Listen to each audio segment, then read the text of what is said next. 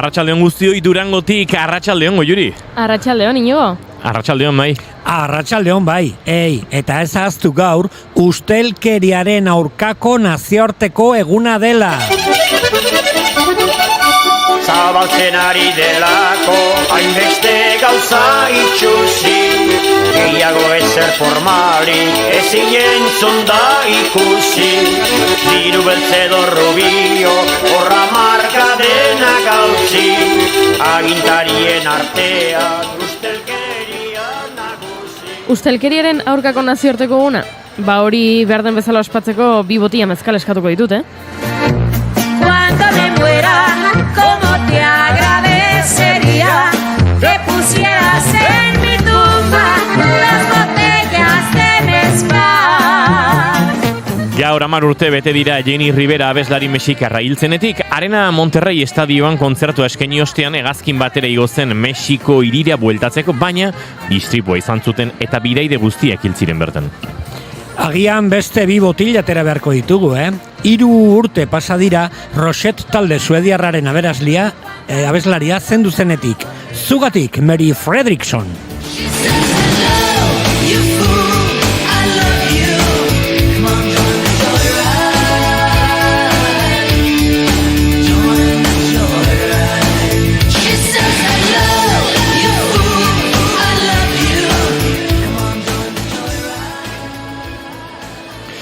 Bueno, bikote, eskelen orrialdearekin bukatu baduzue, zeiru hitz zaizue irekitzen badugu gure egunkaria beste leku batetik.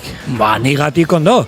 1887 Parisen La Fronde egunkari feminista frantziarraren lehen alea argitaratu zuten.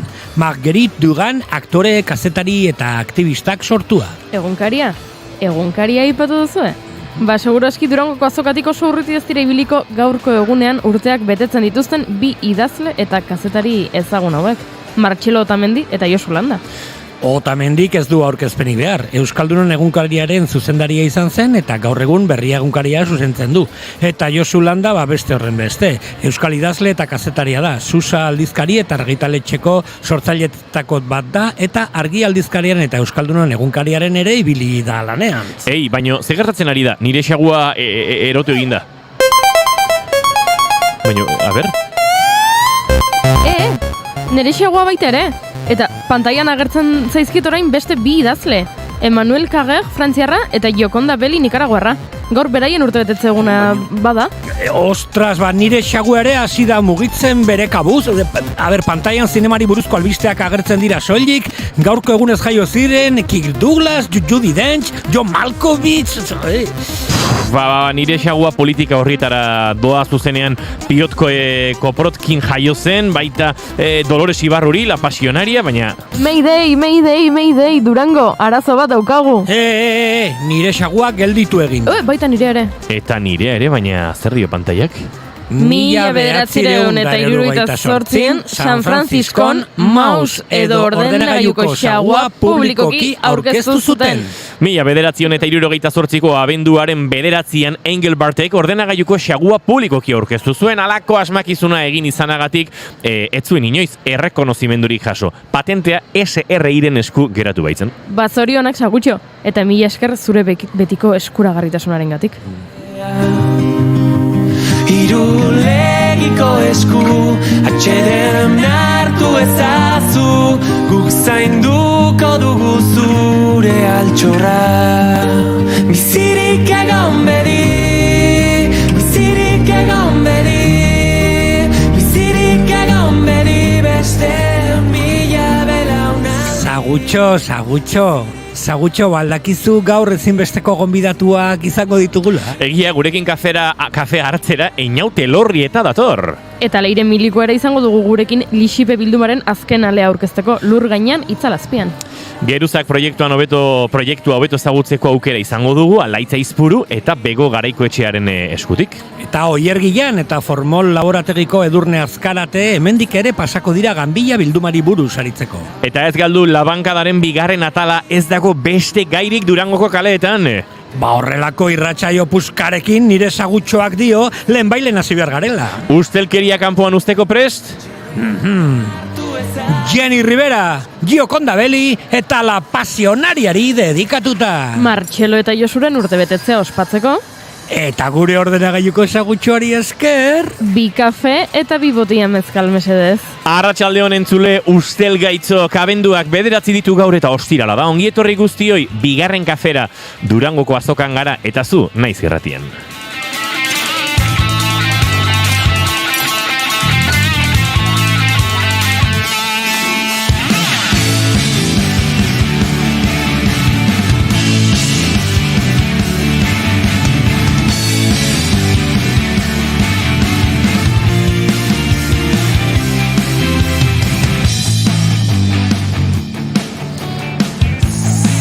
Zuekin, jaun Andreok, Mai Gorostiaga Pozo, Mai, arratsaldeon. Arratsaldeon, koako naiz, kaixo, gaur arratoiaren eta xaguaren arteko diferentziak azalduko izuet. Espero dute hain zoratuta ez etorri izana Goreti Oreja Mitxelena, arratsaldeon. Arratsaldeon. Faltan bota zintugun, bai ez? Atzo, bai. Kortozirukito bat, atzo, bai, baina gaur gurekin, ez da? Bai, gaur bai.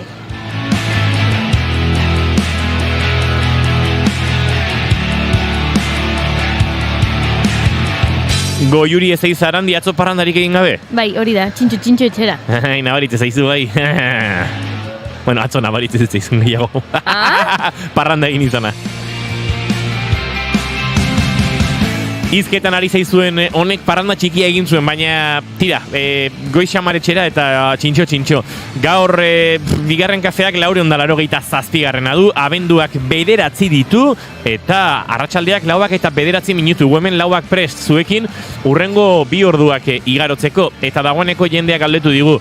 Jende asko alda bildurangon, gure webkamean streaming bitartez jarraitzen gaitu ontzako ikus dezakezue, gaur eguna lasai antzera da bilela. Esango dugu atzo baino desente jende gutxiago dagoela hemen ez Goiuri. Bai, zalantzari gabe.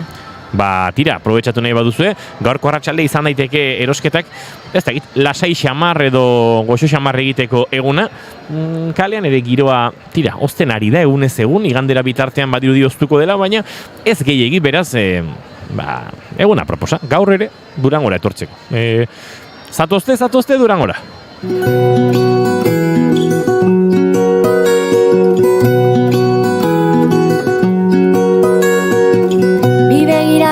Elkartu dira parkeko aulki hutxea, askatasuna harrapaturik adar lotuen artean, barre txiki. Esti Marquezen kantuan bezala, bana aurkeztuko ditugu gure maite dutak. Mai Gorostiaga Pozo, zer da zuk maite duzuna gaur abenduak 9 hontan? Aterako gara pixka bat Durango azoka zentrismotik, eta nire maite duta Arabara jongo da. Baina hasi horretik esan nahi zet, bakizet gaur egun magikoa dela, egun kapikuen kapikua. Nola? Abenduak 9, gaur urtearen 353 eguna da, 343, eta falta dira urtea bukatzeko 22. Beraz da kapikuena, edo? Oh, wow. Wow. Igual Maiek azaldu behar digu banan uzez. Bueno, nire maite duta Maturanan, Araban, gaur eta bihar Matuzine Landa Zinema jaialdia. Eta zer da, Kriston aventura. Gaur adibidez Algo Más que Morir pelikula botakute gauen, eta Quartic Ballet Maider Oleagaren audiovisuala ere. Quark Ballet, ez da? Quark Ballet, bai. Eta bihar Amama, Asieraltuna pelikula zoragarri hori, eta Artalde eta Topeka film laburrak. Beraz, ez dakit horrelako aventurak, Landa Zinema, eta modo xume batean zinearekin disfrutatzeko, gerturatu Maturana, gaur eta bihar, seguro que ondo pasatzen deula. Isilea, segidezagun elkar maitatzen, sekretua, isilea. Zubien muxuen zubira gatuzarremana. Goreti Oreja Mitxelena! Ez uste denun gaur maite dutaz libratuko zinela, baina ez, beraz, hasi zait improvisatzen, zein da zure maite duta? Ui, barkatu, ez ditut mikrofona iriki. Ai. Kaixo, orain bai. Begira, nire gaurko maite duta da, hemen alboan jarri didaten estufa txiki hau. Ez dakit noren ideia izan, Esango dut, hor ondoan jarri dizuten eta nire ondotik kendu duten estrufa hori. Ez dakit nori izan den pertsona, hau ekarri duena, baina benetan asko maite dut, ze bai hemen atearen alboan gaude eta asko eskertzen da berotasun apur bat hanka aldean. Ba, izu, posten naize, goxotasun hori eskertzen baduzu, baina besten kalterako goxotasuna dela, edo besten hotzaren ondoriozko beroa dela esan behar dizut. Aizu, Goiuri, zein da zure maite duta? Ba, nire maite duta da, ikusi dudala Twitterren Beñat Irasuegik, eta Laios Kooperatibako Beñat Irasuegik jarri duela, lehen aldiz, saltoki txiki baino konplexuagoarekin daudela Durangoko azokan, eta atzo izan zutela lehenengo eguna, eta zenbat diru irabazi duten jarri du Twitterren. Eta iruditu zait, hasieran, ez dakit ez, atentzio eman dit, zeharraroa, nik orain arte ez diot inorri ikusi horrela Twitterren edo ez publikoki esanez gaur 1817 euro irabazi ditugu Durangoko azokako salmentetan. Eta orduan, iruditu zait, zoragarria gardentasun hori. Honekin ez dut esan nahi denek egin beharko luketenik, bakoitzak nahi duena egin dezala, batzuek esan nahi badute esan dezatela, eta ez duenak esan nahi ez dezala esan, baino, bai, oso interesgarri iruditu zait gardentasun hori begira gaur, ez dakitzen bat euroko salmentak egin ditugu Durangoko azokan. Atzo ez hainbeste, bihar ez dakitzen bat. Hori xemaitu duta. Etxean sartuta, kantua laien atzean amaika, inpusak eta ezkutatuta, musika... Jo, banik maite dute Durangoko azokan sortzen den aspaliko jende hori topatzeko aukera, atzo bankako menditarrekin egin nuen topo, Pantxoarekin, akaso hurrengo egunetan bai bera, eta bai, euren kide den gi ere gurekin izango dugu, baina guzti hori maite dudan bezalaxe, jendearekin topo egin, jende agurtu, ez dut bat ere maite izango da dagoeneko adina edo zerbait, baina jendea agurtzen duzula eta konturatu, eske naiz gogoratzen zertaz ezagutzen dudan pertsona hau. Eta nahi baino gehiago eta nahi baino maizago gertatzen zait hori, eta ez dut bat ere maite sentsazio hori, ze uste dut kontestutik kanpo topatzen duzunean, ni behintzat topatzen dudanean jende hori, kostatzen zaidala lotzea. Alegia, musikari bat topatzen badu Durangoko azokan, idazle bat, errez xamarra da ez, inguru horretan kokatuko duzulako, baino akaso, ez dakit, beste edozein esparrotatik ezagutzen duzun jendea bisitari bezala dagoena, edo beste esparrotatik ezagutu eta stand batean dagoen norbait, hor lotze lan horiek egitea, asko kostatzen zait eta ez dut bat ere maite. Aurrekoan esan zidan lagun batek berari ahaztu egiten zaiola, ez dakit, memoria txarra da duela eta ahaztu egiten zaio, jendea ezagutu duela dagoeneko, ez? Aurkeztu diotela pertsona bat, eta ahaztu egiten zaio, eta orduan truko bat ikasi duela, eta orduan jendea ikusten duen bakoitzean, edo jendea gerturatzen zaion bakoitzean, esan beharrean, ze plazera zu ezagutzea, esaten duela, ze plazera zu ikustea. Eta orduan ikustea izan daiteke lehenengo aldiz, edo ikustea bosgarren aldiz. Beraz inigo agian erabili dezakezu trikimailu hori. Ze plazerra zu ikustea, bai. Nik beste truko bat erabiltzen du dela artista hitza erabiltzea. Izenaz basara gogoratzen artista, zemos artista, kaixo artista, zemos abiltza artista. Oso ondo, eta arakina topatzen baldin baduzu hemen? Artista ere? Arakina maik topatu baino guk topatzen dugu mai, eta mai arakin izan zen. Baita, eta artista ez dakit, baina esan artista zen posten naiz. Galdetzen digute streaming bidez, txatean, Aupa bigarren kafea, Durangoko zein ere mutan zaudete? Ate nagusian gaude. Horrelakoak garelako. Ate nagusitik sartu eta eskubitara. Edo beste modu batera esan da, bat zenbakidun sarrera txikitik sartu, hor lateraletik, plateruena albotik, eta bat sarreratik sartuta ezkerretan gaude. Mentxe, ez dakit, ereinen handak hasten dira batarekin, Pirritx Porrotxa eta Marip Mototxenak ere bat zenbakiarekin hasten dira erdiko egunean, hemen ondoan gaude, beraz River Rock, zatoz bisitan eta kafea... Artekale izena du erdiko egune horre. Hori da, Artekale, eta gureak, honek nola izena du? Barrenkale. Gu Barrenkaleko lehenak gara, hori xe da referentzia honena. River Rock, etorri eta kafea self-service, nahiko okupatuta gabiltza hemen kafe bat prestatzen hasteko, baina zue balin mazatuzte agurtugu eta kafe hartu eta nahi badezue eseri gurekin ere. Arratsaldeko 4:17 minutu ditugu, eta poliki bagoaz jendea sartzen ikusten, esango nuke arratsaldeko inguru hauetan edo ordu hauetan pixkanaka berriz ere gora egingo duela azokak, baina badakitzuetako batzuk etxeko lanak egin dituzuela dagoeneko. Bai, baina sekretuaz, Goretiren aurpegia, Goreti, ten dena ezin baduzu kontatu ez kontatu dena, baina kontatu zerbait. Nik lagun bati, oparitxo bat erosi diot, eta asko fidatu zen nigan eta esan zidan. Zuk hautatu nahi duzun liburua eta nik ordainduko dizut. Eta nik egin dut egin beharrekoak eta liburu bat erosi diot. Oh. Ez dugu esango zein. No, eski ez dugu esango zein, sorpresa da. Barkatu. Eta zuko Juri? Ni joan naiz Igela argitaletxearen estanera, badakizue, bigarren kafeko entzuleek badakite, badudala nik nire erronka, urteko erronka, eta dela deskubritzea zein den Ainhoa Eder Zabal. Hau da, Igela argitaletxearentzat Agatha Christieren itzulpen batzuk egin dituen pertsona misteriotxo, hau izan ere Ainhoa Eder Zabal ez izen bat da, ez da benetako itzultzailearen izena, eta pasaden urteko Durangoko azokan, esan nuen, nik hau ikartu behar dut, eta ilun hau argitu behar dut.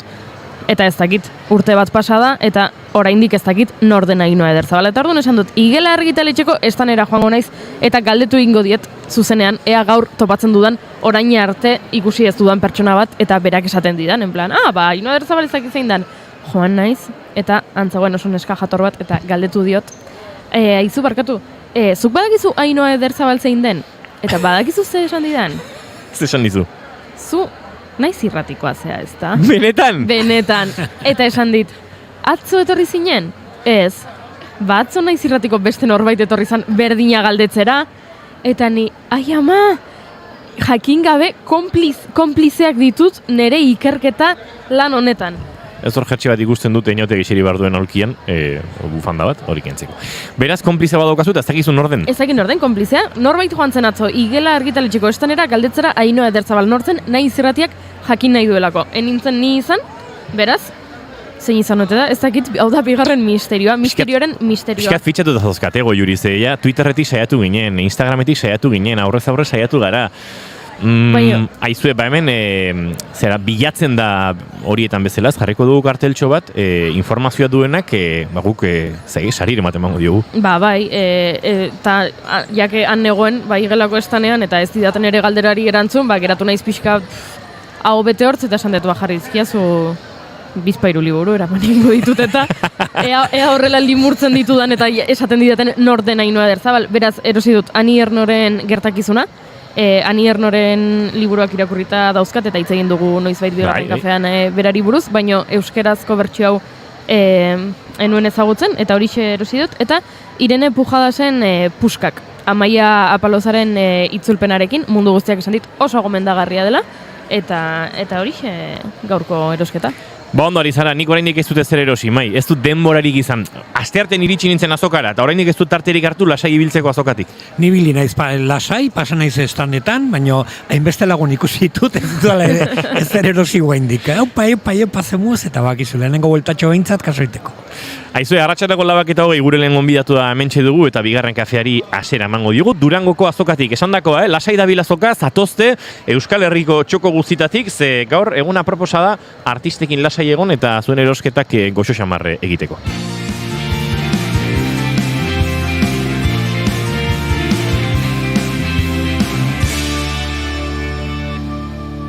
Bigarrenak ez direlako beti okerragoak.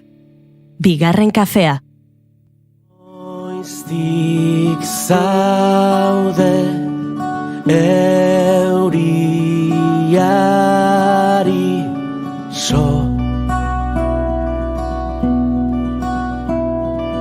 gaua luze errizarra lo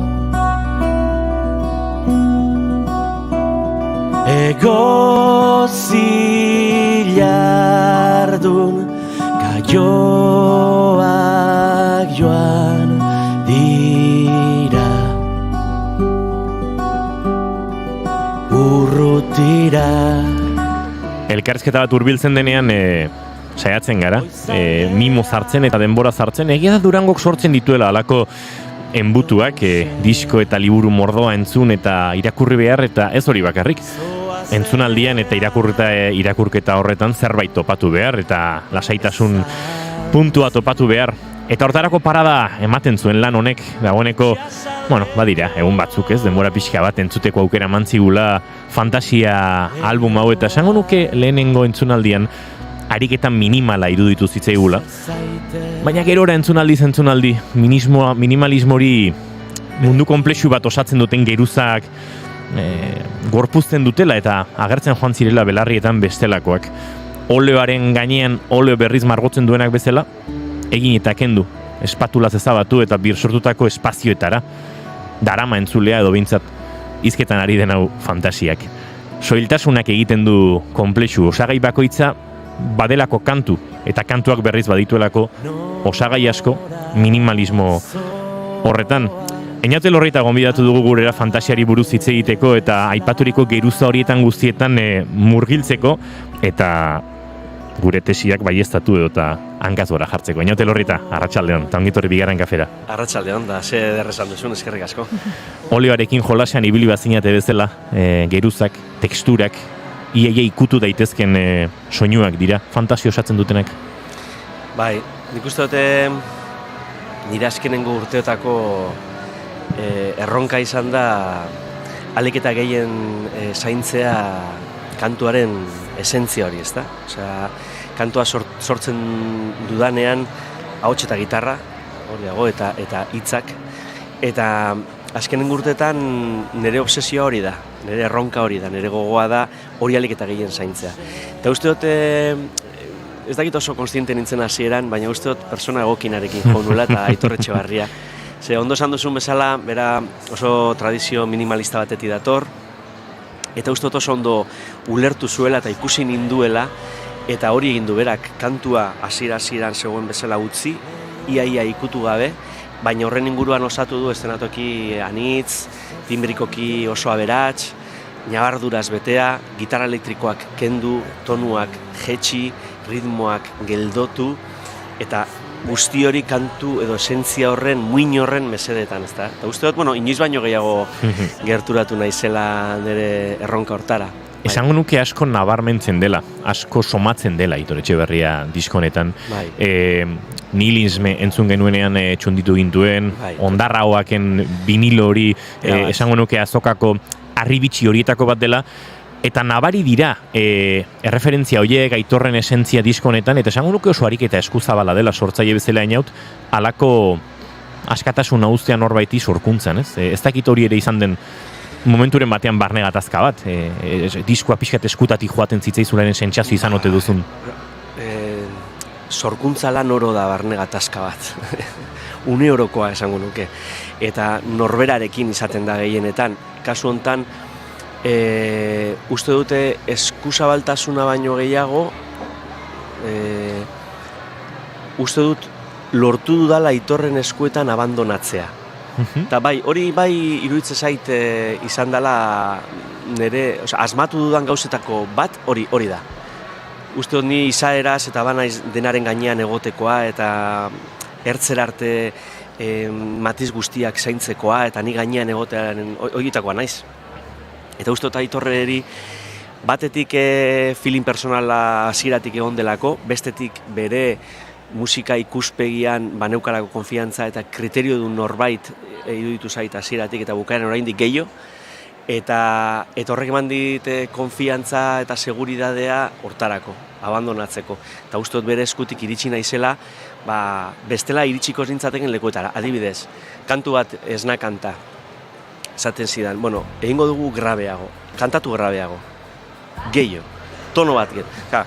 Nik uste dut hasieran oso ertzera eraman ninduela, gero pixka bat goxatzera egin zuela, eta gustora nengoen momentu honetan ez nintzen ohartu, zenbaterako bidaia egina neukan. Eta bestela arrotz edo inkomodo sentiraziko ninduten egoerak,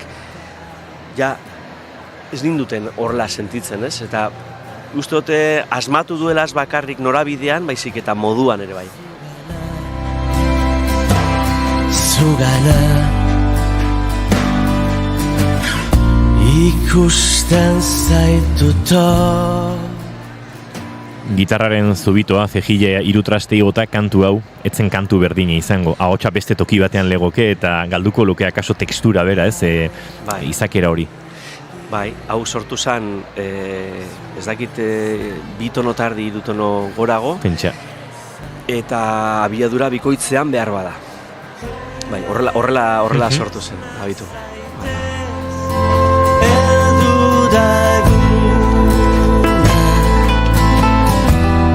Entzule hariko da, ni neu bezalaxe akaso tentazioan imaginatzeko kantu hau iaia abiadura bikoitzean eta 2 tono terdi edo 3 tono gorago, ezta? Beste kantu bat litzateke. Aitor Etxebarriaren lana hemen dago, garbi dago, baina zuk ondo aipatu duzun bezala inaut, kantua dago guztiaren oinarrian. Soiltasun hori, gitarra eta ahotsarena, akaso inoiz, baina nabarmenago, era berean, ezta? Bai, norbaiteri iruditu lizaioke, bueno, zer egin du ba? Azkenean zu zaude hor gitarrarekin, inoiz baino naturalago, simpleago, iaia bukatu gabe ematen du dagoela. Kontrakoa da, kentzen, zuk hasieran aipatu duzu bezala eraikitakoa da, alik eta elementu gutxienekin, alik eta gehien esatekoa, eta hori oso alik eta zaila da. Bira, Irtelargiak diskoan, uste dut ikasi nuen gauzetako bat izan zen, aldi berean ez egotea elementu bat baino gehiago hitz egiten. Batzuetan redundantzia delako, tertulietan bat baino gehiago hitz egiten ari denean bezala, azkenean mezua zaizu garbi gelditzen. Eta garbiketa horrek uste dut, atentzio jartzen dizula gehiago kantuan. Baina Aitorren eskutik ikasi dut, batzuetan ez dela behar inor ere egoterik hizketan. Eta nahikoa dela tentsio bat mantentzea, giro bat mantentzea bera, ez dela informazio gehiagorik eman behar, azkenean kantuaren mesedetan joateko. Eta hemen, Aitorrak ere badauka ambiente sinematografikoak eta berak banda sonorak eta egiten ditu baita ere, eta uste dut badaudela pasarte asko arregloen aldetik eta tentsioa mantentzen da, ez da gauza hundirik gertatzen, baina aldi berean horrek lekua eta espazioa ematen dien nabardureri eta kantuari berari, ez da. Arratxe euritxu batean nonbait utziko nituen. Zutaz letraz idazteko hau izan zen entzun genuen lehena eta bazegoen hor asmoen deklarazio bat. Nik kantu entzuterakoan eta irratian bigarren kafean jarri genuenean esan nuen atrebentzia guztierekin inaut kantuak ematen du sentsazioa dagoneko entzun izanarena eta aldi berean ezin egokiago buruan izan dezakezun kantu horren gain jantzitako kantu baten sentsazioa. Bada soia eta aldi berean oso ederra soiltasun horretan eta esaten dudana ez, referentzia horiek ez oso da inaut, zure iragana ere badago bertan eta aldi berean berria da erabat ez, sortzerakoan hori bada oso prozesu zaila ez, batez ere inbeste urte eta inbeste kantu egin dituzunean. Bai, kantu enten adibidez oso elementu pila badaude, berez, instrumentu pila badaude, baina ematen du oso doia dela aldi berean, ezta? Eta ez dago ezer eta dena dago aldi berean, ezta? Eta bai, nik uste dut arte bat dela hori, nik Aitorrekin zentzortan asko ikasi dut, ezta? Eta uste dut, aipatu behar dela baita ere, filosofia bera aplikatu nahi izan dugula letretan ere. Edeskantu hau Jose Luis Otamendiren hitzak dituen olerki bat da, baina letretan ere saiatu gara ahots ez laino bat, idealismori gabe oso biluzia dena, gutxirekin asko esaten duten letrak direla iruditzen zait, eta hor, uste dut elkarri indartze bat dagoela, azkenean musikalki jorratu dugun bidea eta letren aldetik jorratu duguna norabide berean joan direlako. Nonbait utziko diguten. Aipatu duzu Jose Luis Otamendi eta aipatuko ditugu Uxue Alberdi, Itziar Ugarte eta Inigo Astizen ekarpenak disko hontarako. Eta baita lehen aipatu dituzun sortze prozesu horietan, soinu bandak, zinematografia, iritsi da zurera, dagoeneko uste dute bestelako borroka eta bataietan bat egindakoak zinetela, baino Xabi Zeberioren figura, soka konponketa horiek, lehen aipatu dut ondarraoak, dagoeneko hor ere Xabiren lana bazegoen, eta soka tekstura horiek guztiek ere hartu duten nolabait Aitor Etxebarriaren beraren kolorea. Badago lantaldeak norentzat sortzen duen horren zantzu ere, ez? Bai, bitu zutaz letrak idazteko izan zen Xabi Zeberiori agindu genion lehengo lana. Eta hasiera batean bidaldu zigun askoz ere aldaketa eta nota gehiagorekin zeukan arreglo bat, ezta? Aitorretani ja bagenden sintonia batean, ja estudioan ahotsak eta gitarrak eta grabatzen eta elkar begiratu gendun eta jarraian ulertu gendun soilago ez da Aitor. Hau etzan. Hau izan behar du nota luzeagoak, aldaketa gutxiago mantentzera egin behar du. Xabiri behin mezu bat, ustot WhatsApp mezu bat izan zela, bialdu genion, ustot Aitorre bat bialdu zela eta nik beste bat, okerrez banago, eta ordutik aurrera Xabik bialdu zizkigun, beste kantu guztietarako bialdu zizkigun arregloak izan ziren eseri eta gozatzekoak, baina ziratik, Osa, uste dut Xabik ere Aitorrekin lehenago ere lan egindakoa da, ez zuela azalpen gehiago behar izan, ezta?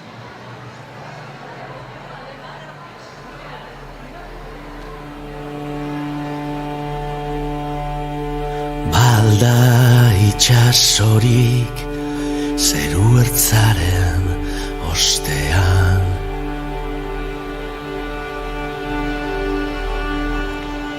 Atlantidaren hasiera hau bada entrevistan aipatu ditugun bi errealitateren isla. Tekstura horiek, soiltasun hori utxunea, eta zure ahotsa inaut, akaso inoizko tesituraren alderik grabenean, bera jota, eta dotore, baina ez dakit teknikoki hori ere, lanketa bat izan den, naiz atrebitzen esatera, inoizain grabe entzun ez zaitugunik, baina bai dago ziurrenik tesituraren zatirik mugakoenean, ez? Segurazki ondo zabiltza, ez dakit, segurazki inoiz baino grabeago nabilor. Bai, izan da bilaketa bat, nire burua ere hortre bat zani erronkazalea ikaragarria naiz, eta konfiantza handia daukat nire ahotsaren gan. Uste dut badala talenturin baldin badaukat, melodietarako eta nire ahotsarekin dala. Eta izan da niretzako apasionantea. Aitorrekin esperimentatzen egin ditugun gauza hauek, nire ahotsa proban jartzea berriz, leku ez ezagunetan aritzea. Horrela kantatzeko, hain grabe kantatzeko, lan egin behar izan dut, ze nota grabetara iristea gauza bat da, baina mantentzearen atentzio bat eta silabeo bat eta letraren alde egitea eta hori ondo esartzeak niri bintzat lan handia suposatzen. Eta eurak afinatzea, ez? Tesituraren mugetan zailagoa zaiguten hori, ez? Eta ez jutea susurratzera, baizik eta nota hori ematea, bintzat nahi dudanetan eta komen izenean, hori norberak erabakitzea, lan ederra izan da. Eta zentzu hortan ere iruditze zait, orain arte ibili ez naizen lekuetan ibili naizela nire ahotsarekin eta oso pozik nago, zoragarria izan da. Taleko beste hainbat kide edo diskoan parte hartu duten beste izen batzuk aipatu ditugula, jarraituko dugu aipatzen, ze esaterako ez da asko diskoan perkusioaren presentzia, bateriaren presentzia eta eraberean presentzia hori oso presentzia sendoa da. Felix Buff entzun dugu, akaso bera ere ezagutzen ezkenuen erregistro batzuetan. Tira, bai, ezagutu genezake, baina Felix Buff askoek ikusi dugu eta gozatu Willis Ramonekin jotzen, atzo bertan hementxe plateruenan, joan den urtean Joseba Irazoki eta lagunekin, oso beste esparru batzuetara eraman duzue eta hor ere izan da, ez? Bueno, euskal musikarien imagen horretan deskubrimentu txiki bat, ez? Felix oso aipaturiko ezaugarri horien zerbitzura, ez?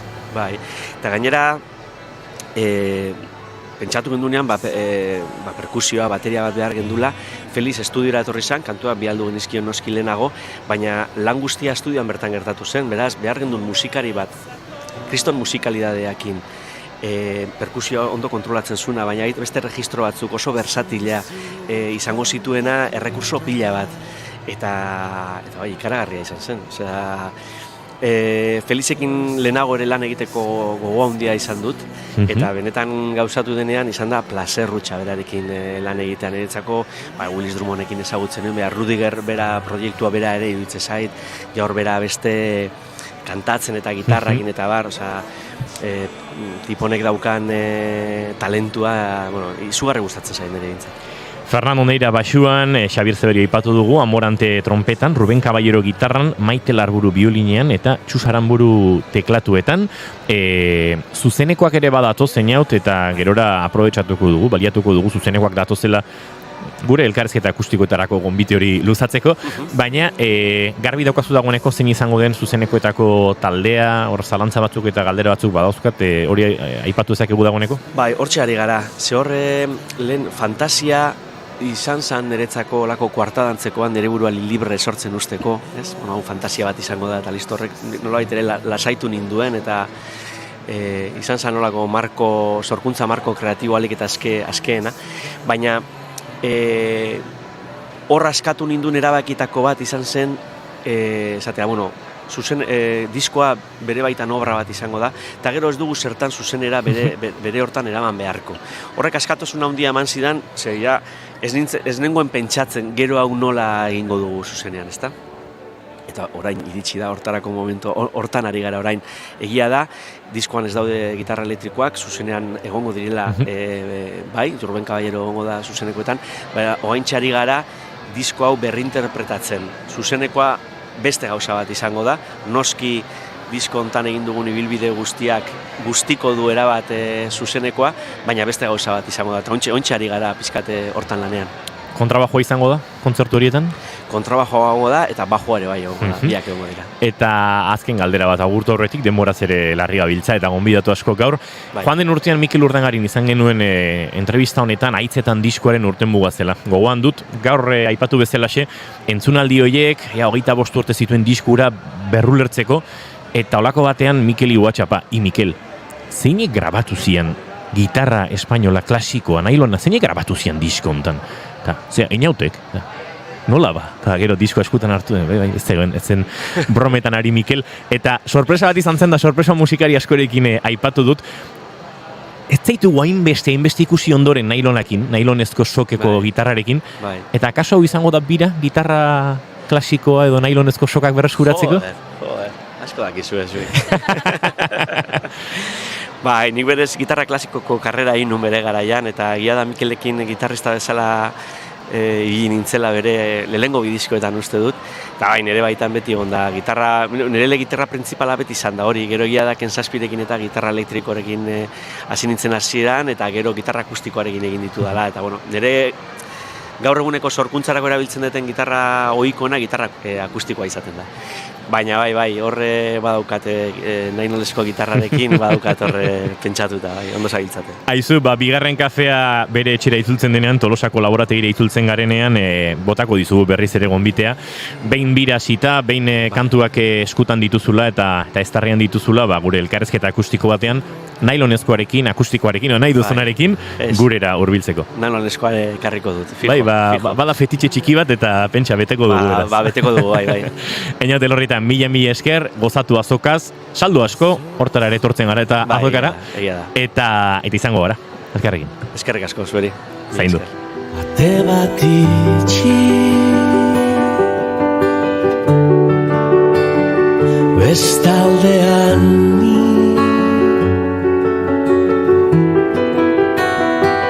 haragi bizi ilargi berri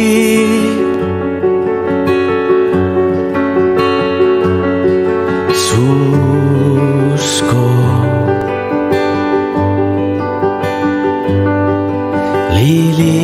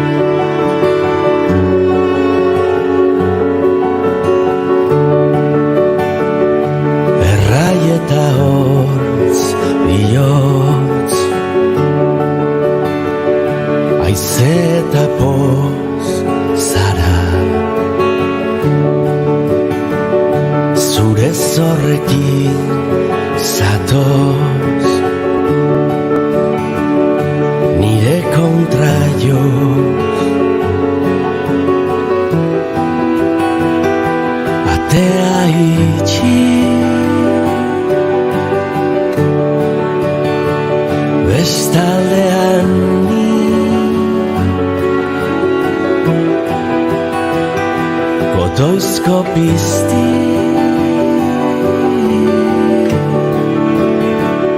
errekagazi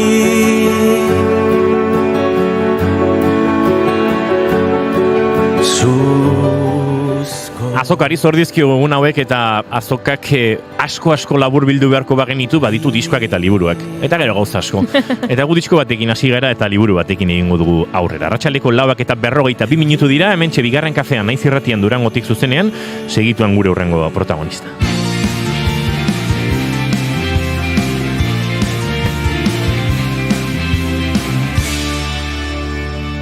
Bigarrenak ez direlako beti okerragoak. Bigarren Kafea. La la la la la la la. La la la la la la la la la. La la la la la la la. La la la la la la la la la. La la la la la la la la. La la la la. Esaera zar afrikar batek dio, lehoiek hitz egiten ikasten ez duten arte, historia ehiztariek idazten jarraituko dutela. Horrela sortu zen Lixipe bildumaren ideia. Ahaztu gabe, emakumeok ehiztariak baino 2 aldiz azkarragoak izan behar dugula, ehiztariek lortzen dutenaren erdia lortzeko.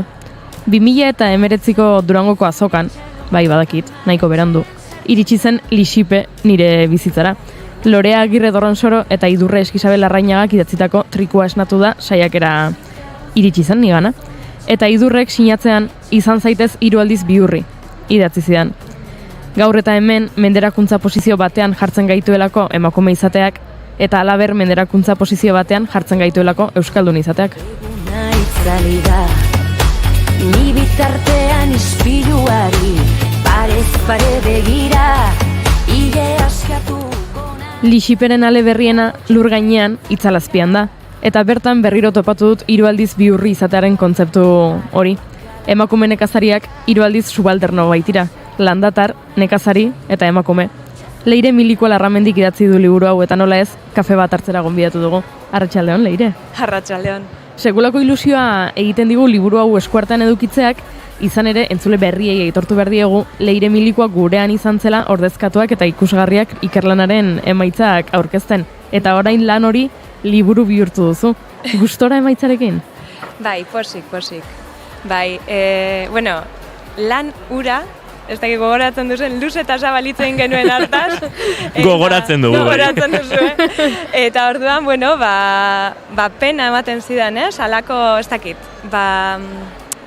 bere bidea segite edo, hainbeste, hor jasotako hainbeste kontu, bertan gelditze, askotan, dokumentorik geldituko zen, gaur egun, sarean, eskegita dagoen, berrun horriko PDF bat bezala.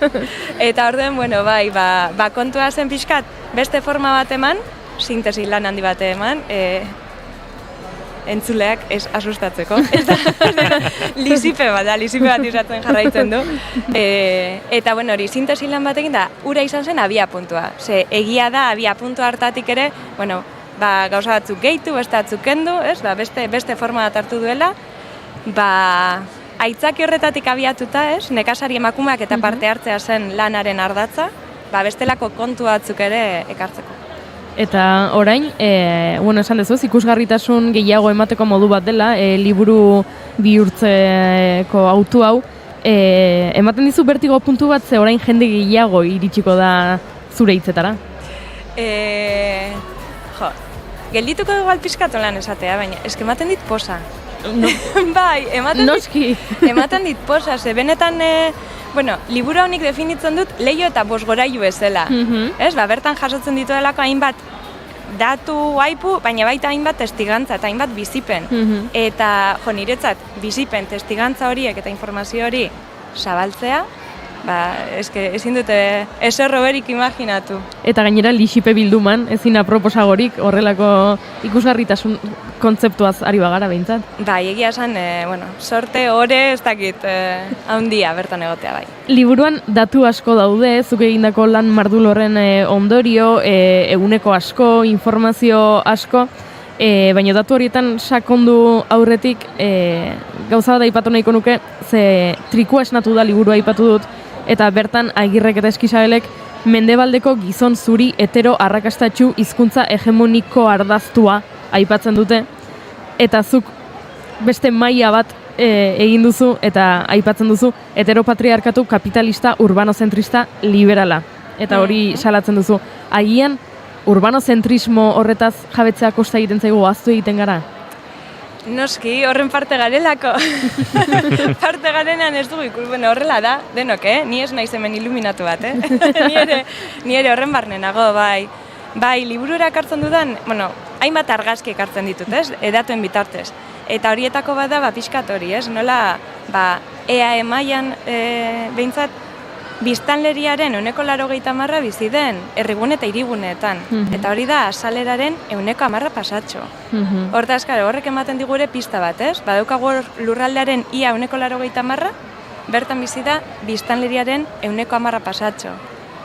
Hortaz, beti esaten dut, badakit, liburu hau jasoko duen gehiengoa izango dela herrigune hirigune horretan kokatuta dagoena, estatistika kontu bategaitik. Eta bueno, eta horrek berriz ere posten hau. Pizkat begira da hori horra heltzea.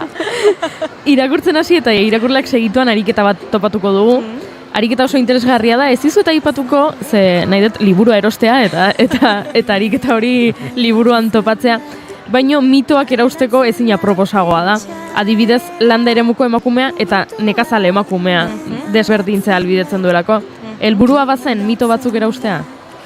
Bai, helburua da berrikuspen bat egitea. Bai, ze azkenengo urtetan egia da, nire lan eremua hori izan dela, eta bueno, harriduraz jasotzen dut, nola asoziazio batzuk irauten duten, baina izoskailu batan sartu izango bagenitu bezala, Duela hamarkada batzuetako, nola lotzen den landa eremua eta nekazaritza jarduera, edo eta landa eremuko emakumea eta nekazari emakumea, eta gaur egun datuek beste gauza bat diote. Eta hain zuzen ere ez nator esatera txikitasun horretatik, baliakentzea, baizik eta guztiz kontrakoa. Osea, daukaten garrantzi handia guztiz ikusezin ditugu gaur egun, eta uste dut badela denon ardura ere, begiradaren angelu itxu horietan argi pixkate.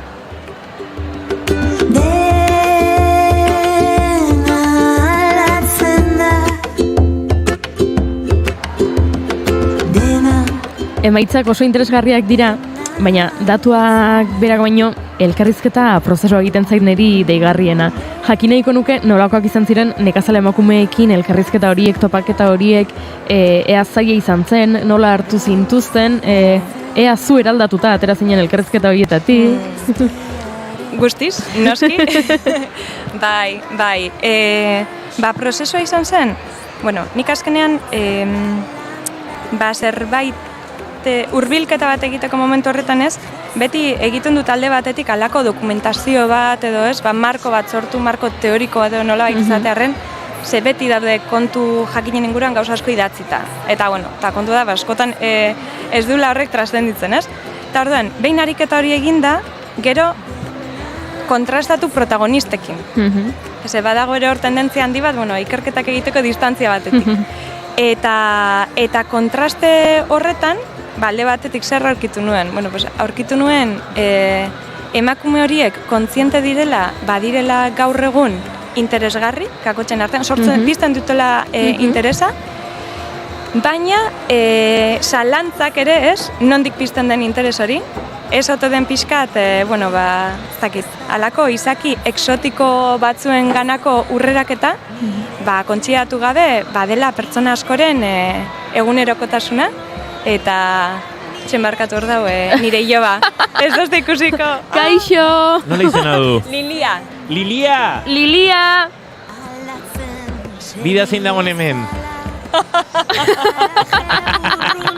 Eskerrik asko talde. Ze momentu polita. Bai, benetan be. Bai, eta pixkat hori, esaten enbilena. Beraiek jasotzen dutela hori badela intereseko, baina gero gelditzen dela dela alako, ez direla irakurtzen gaur egungo lanbide posible bat bezala, edo gaur egungo kasu honetan profesional bezala, eta badegoela tendentzia bat, hortik eta kanporako horrek espaziorik ez izatea, Gaur egun da, zerbait baldin badanitza da landaremua gaur egun. Eta nekazaritza jarduna ere bai. Ze askok bizirauteko irudite, imaginazioa top erabili behar dut orduan. Bai, pixka pena horretatik da. basatozte, baina azkenean hemen ezer ez taldatzen, orduan non dago arazoa. Eta gero hori, elkarrizketatu nituen banaka, 21 emakume sektoreko erabakiguneetan ibilitakoak, eta gero lansaio kolektiboak ere egin nituen, gurutzaketa hori iruditzen zait oso interesgarria, ez? Banakako horretan, ateratzen dira kontuak talde baten inoiz aterako ez liratekenak, taldeetan hor sortzen diren txispak banaka sekula ezin dira atera. Eta orduan, guztira 43 ahots daude liburuenetan jasoak. Eta ahots horietatik, horrelako esaldiak, nire sektorean naiz, nire aitaren alaba, banago baino ez nago. Edo nik bertatik bizitzea erabaki nuenean, ni joan nintzen animaliak erostera, eta denek, gizonek, barre egin zidaten. Bai, horre denboran bi momentutako esaldiak nazten dira, bata da emakume baten ibilbide, bigarren hori da emakume baten ibilbidearen hasieran, ja duela 30 bat urte, eta bueno, egia da hor badaude, ez, baita animali mundua oso lotuta gizonek, halako zera batzuk ere badaude, beste geruza batzuk gehitzeko, baina lehenengo esan duzuna da guztiz gaurkoa, da 2022.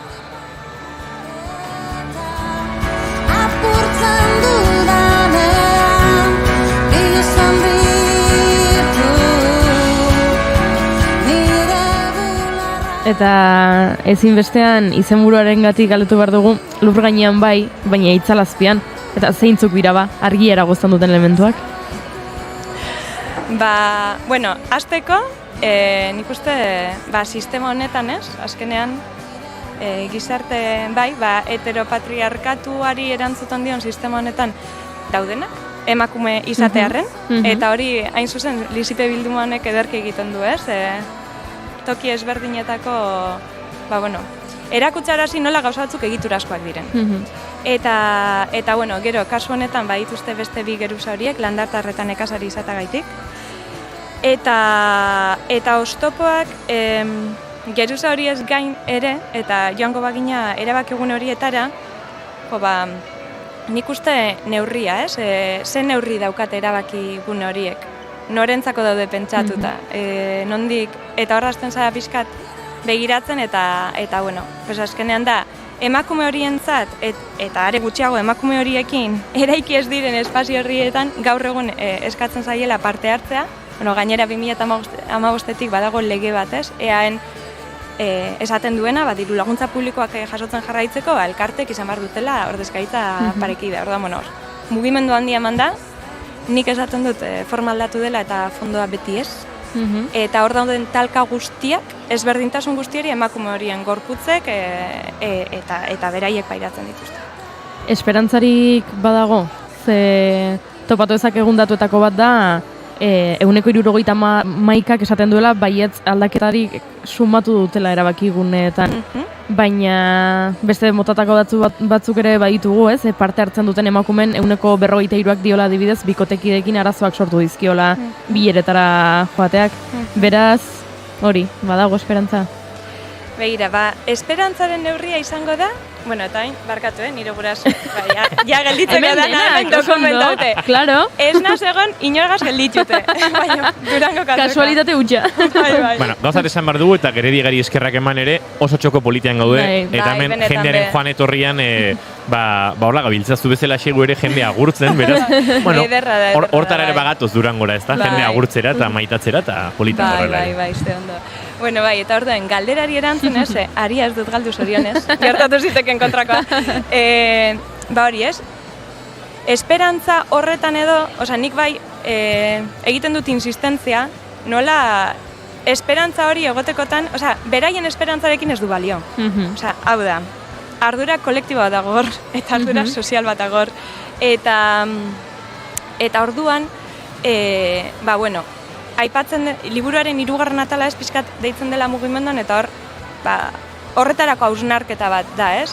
Emakume hauen ongizatea, bizirautea, parte hartzea, dena izan behar da beraien ilusio, ez?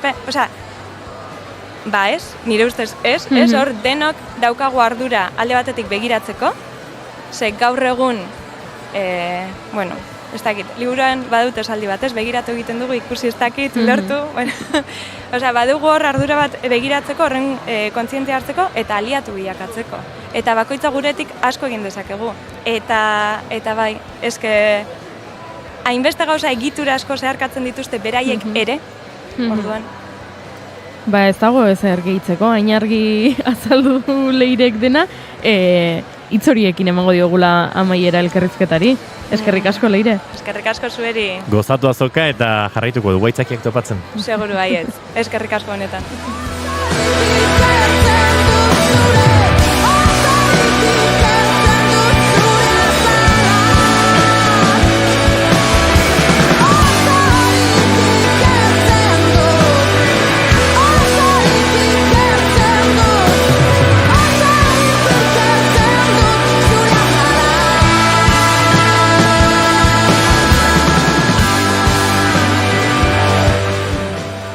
Eta hemen gure elkarrezketa amaitu eta dagokion libura sinatzen duen bitartean, gu poliki ere aurrera egiten hasiko gara, eta gure hurrengo gonbidatuak segituan izango ditugu gurekin.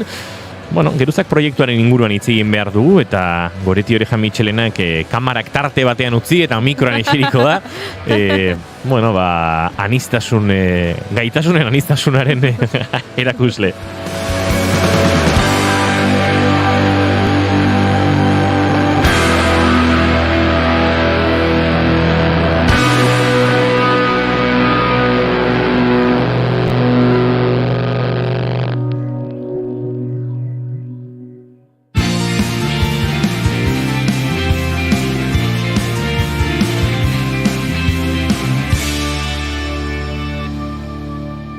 Bigarrenak ez direlako beti okerragoak, bigarren kafea. Jaio naiz baina, zein da nire lekua, handiaren izua, norena da mundua. Jaio naiz baina, zein da nire lekua, handiaren izua. Jaio naiz baina, zein da nire lekua, handiaren izua, norena da mundua. Jaio naiz baina, zein da nire lekua, norena da mundua.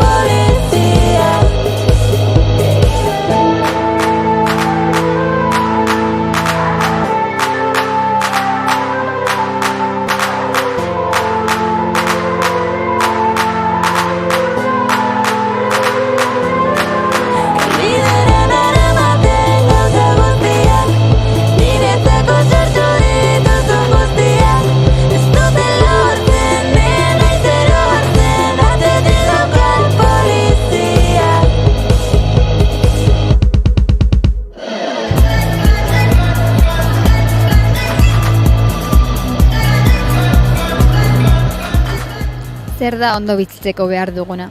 Nahi dudan guztia egin dezaket? Zerk egiten du bizitza bizigarri? Horrelako galdera sakonen ondotik elkarrizketa mamitsuak sortzen dira. Hausnarketa propioetatik asko dutenak, norberaren bizipen zein errealitateetan sustraitzen direnak.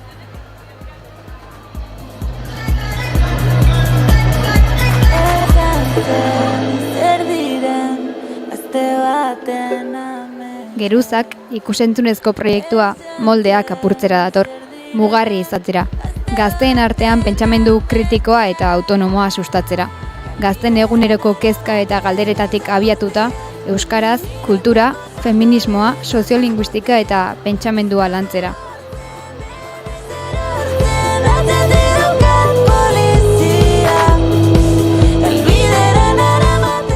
Elkar eta Jakin izan dira proiektua abiarazi dutenak, Hala ere, proiektua hobeto azaltzeko gaur guran ditugu Alaitz Aizpuru, elkarreko ordezkaria eta Bego Garaiko etxea, proiektuan parte hartu duen gazteetako bat. Arratsaldeon neskak. Arratsaldeon.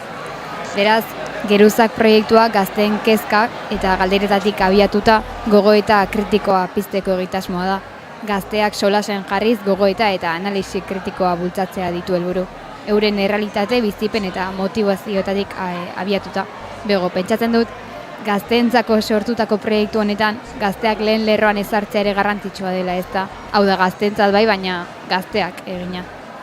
Bai, nik uste dut askotan hitz egiten dutela ez gazteon izenetik eta garrantzitsua dela gu izatea ez gure diskurtsoaren edo sortzaile zein sustatzaile. Orduan proiektu hau heldu zitzaigunean gazte ezberdinoi, egia esan hasieran pizkat harrapatu ninduen sorpresa, baina gero esan kriston aukera da ez gazteon kezkak edo pentsamendu hauek ez zabaltzeko, bazen bozgorailu moduko bat. Orduan bai, kriston aukera izan da gure iritzi horiek botatzeko, espazio seguru bat eukitzea, ze gainera hori oso segurua izan da, askotan galdetu digutea horrela nahi dugun, nahiz eta haiek izan galderak edo, bai egokitu nahi izan dute gure nahi edo beharretara.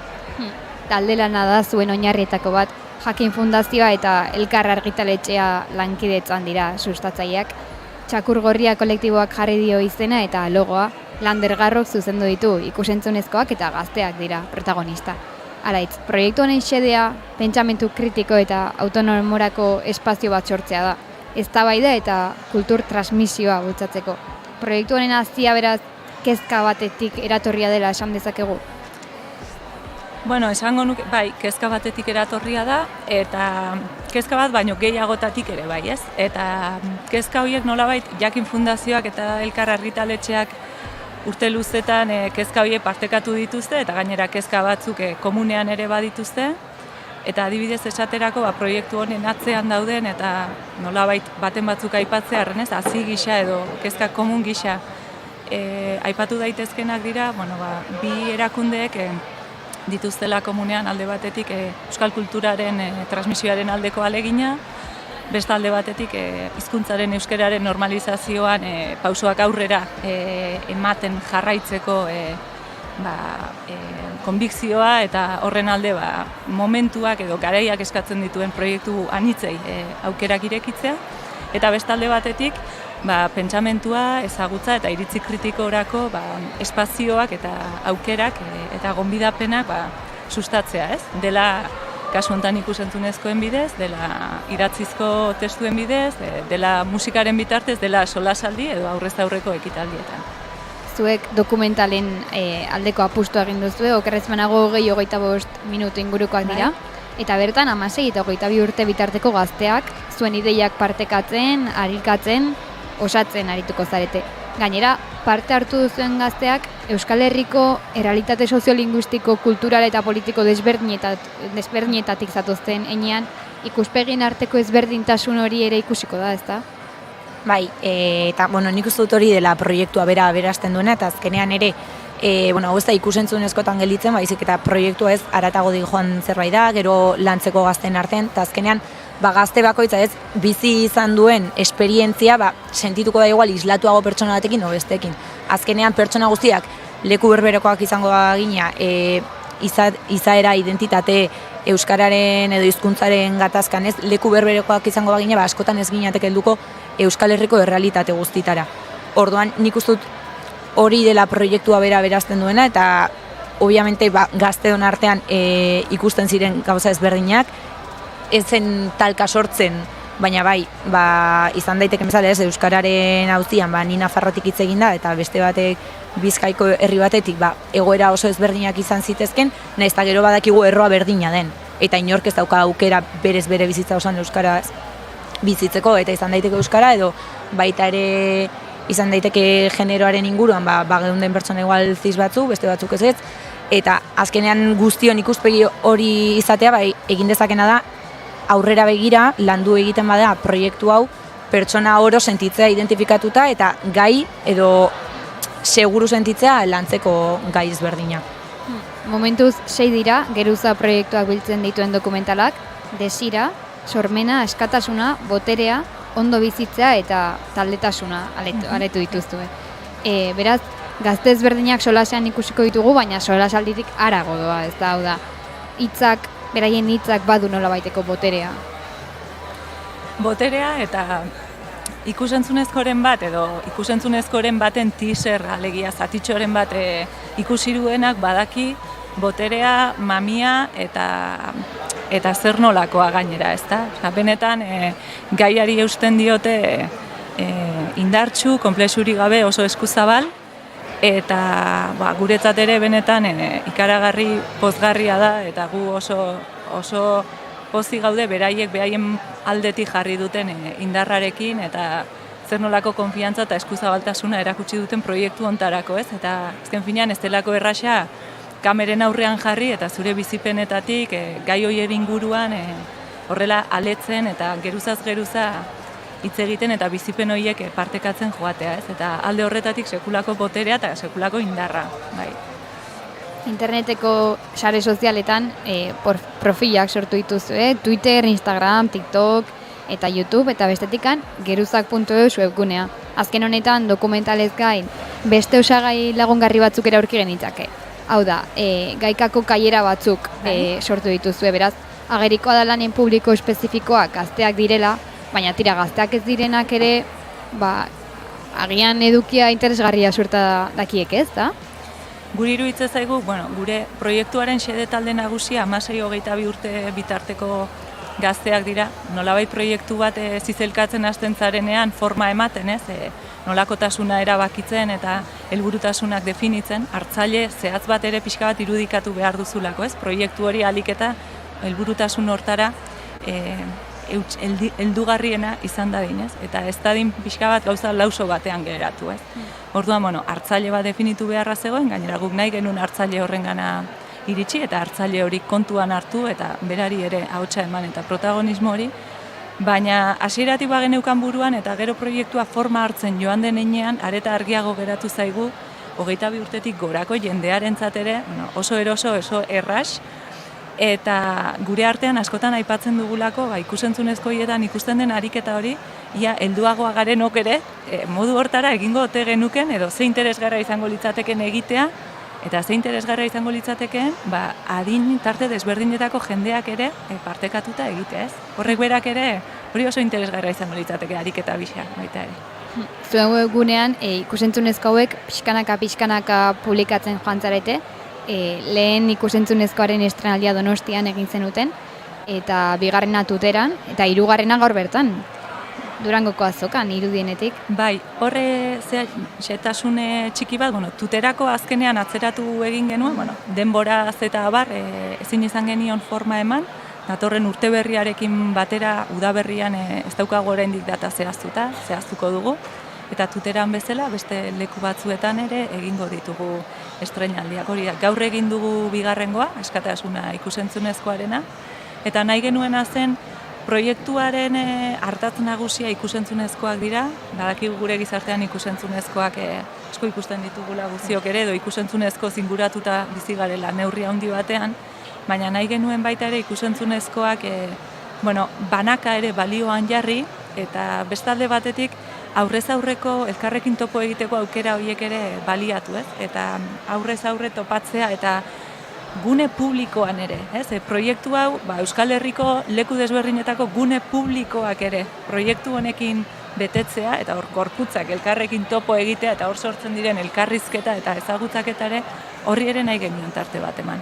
Eta horregatik erabaki genuen modu hortara egitea. Zer moduz joan da gaurko aurkezpen ekitaldia? Ondo.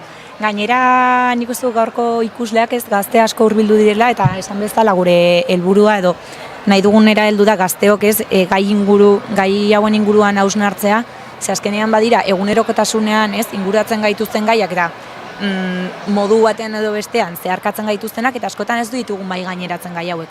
Orduan, 22 urtetik gorako ikusleak etortzea oso ondo, baina bai garrantzi ematen diogu ikusleri hori gaztea izateari. Orduan, gaurkoa, ni barrutik bizita beti izaten dut lotxatzen hauela hor ikustea pantaila handian, baina gero jendea hurbiltzen zaitzunean eta esaten ze interesgarria ze hurbildu zaizkigu.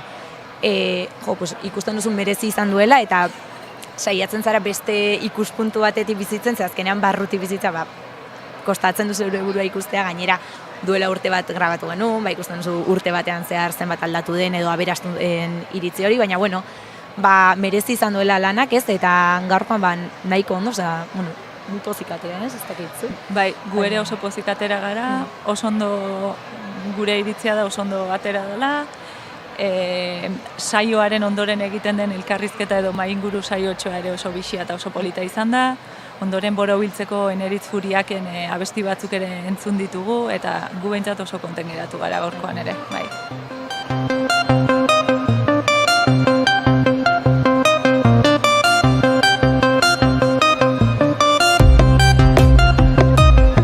Niritzako askatasuna da daukazun izaera sakonena ez mozorrotzea eta bizitzan aurkituko dituzun ertsapenei erantzun bat ematea. Niretzako askatasuna da nire bizitzan izan egituen ondorioak aukeratu ahal izatea. Aukeratzea zer nahi didan eta nora joan. Niretzat askatasuna da nire bizitzaren gain erabakitzeko ahalik eta berme eta aukera gehien edukitea.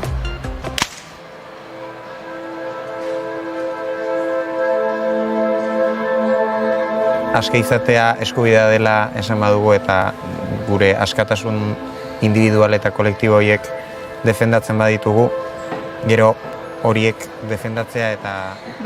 Neskak ez dakit zerbait gehitu nahi duzuen elkarrizketa honetara. Bueno, nire aldetik aurre estreinalditara animatzea jendea.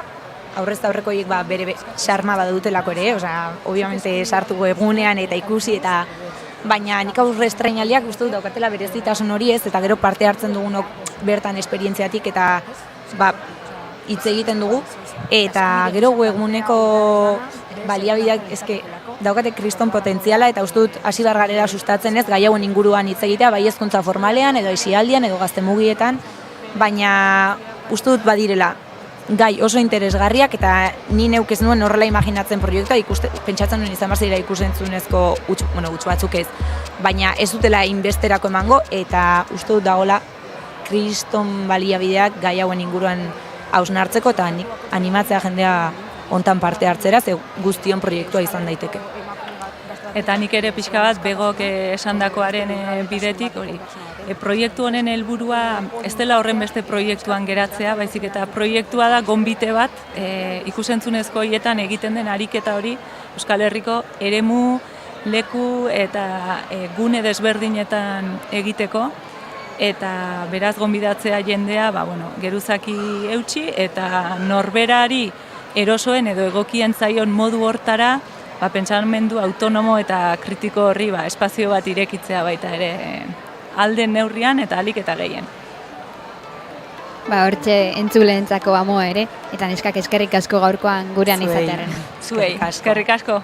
Esker mila.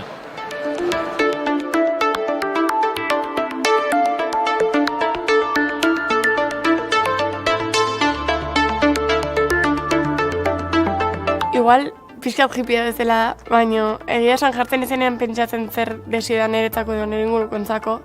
Konturatzen naiz, tortze ezkela burura, jakin mina bizipoza mantentzea. Jorgan ez dakizu, baina esken gerotzen nit oso azkar.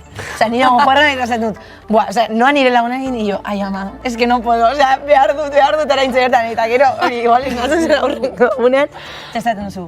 Atzo ze hostia! Ze hostia, eta lortzen duzunean dices, en serio? Eta iruditzat dagoela esaldi bat oso trampatia dana, esaten dagoena... Arratsaldeko 5 eta laurden geruzak proiektua agurtu dugu eta laiztera aurrera egin behar dugu, ze da horpegi hori goiuri? Kriston txokolate gusaia dago, baina ez dakit nondik datorren. Ez dakit, akaso gure horrengo gonbidatuek badakite txokolate usaina nondik datorren, ze goiuri dago hemen ez duela oinekin lurra igutzen. Imaginatzen horrengo gonbidatua dator txokolate eta zabatekin honea? Zora garria izango litzateke egia esan. Aizue, txokolaterik ez daukagu, baina kaso pixkat berotzeko salsa pixka bat ondo etorriko litzai guke, ez da? Goxua? Bai, goxuan salsa.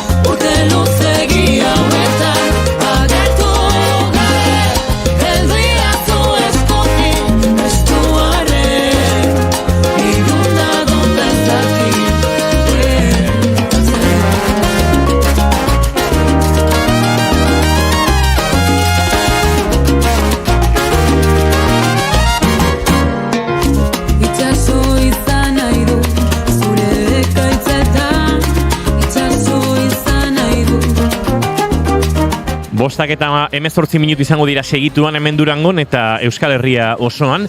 Giroa ere Euskal Herria osoan antzeko izango da, freskoa. Hotza ere ez du esango, baina fresko dago eta gure gonbidatuak ezkauta zebiltzan, hemen korrontean ondo altzarete. Lasai, nahiko txukuna biltza.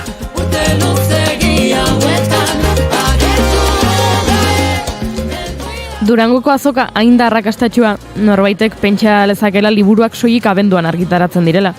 Baina ez da urteko uzta bakarra. Ganbilla proiektuak 2 liburu argitaratzen ditu urtean. 2 liburu ez, 4. 2 udaberrian eta 2 udazkenean, eskeletratakoa naiz.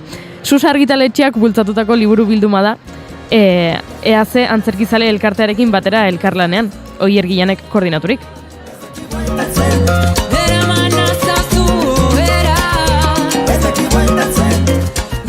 Gaur egin dute azkeneko 2 liburuen aurkezpena, album eta esperoan.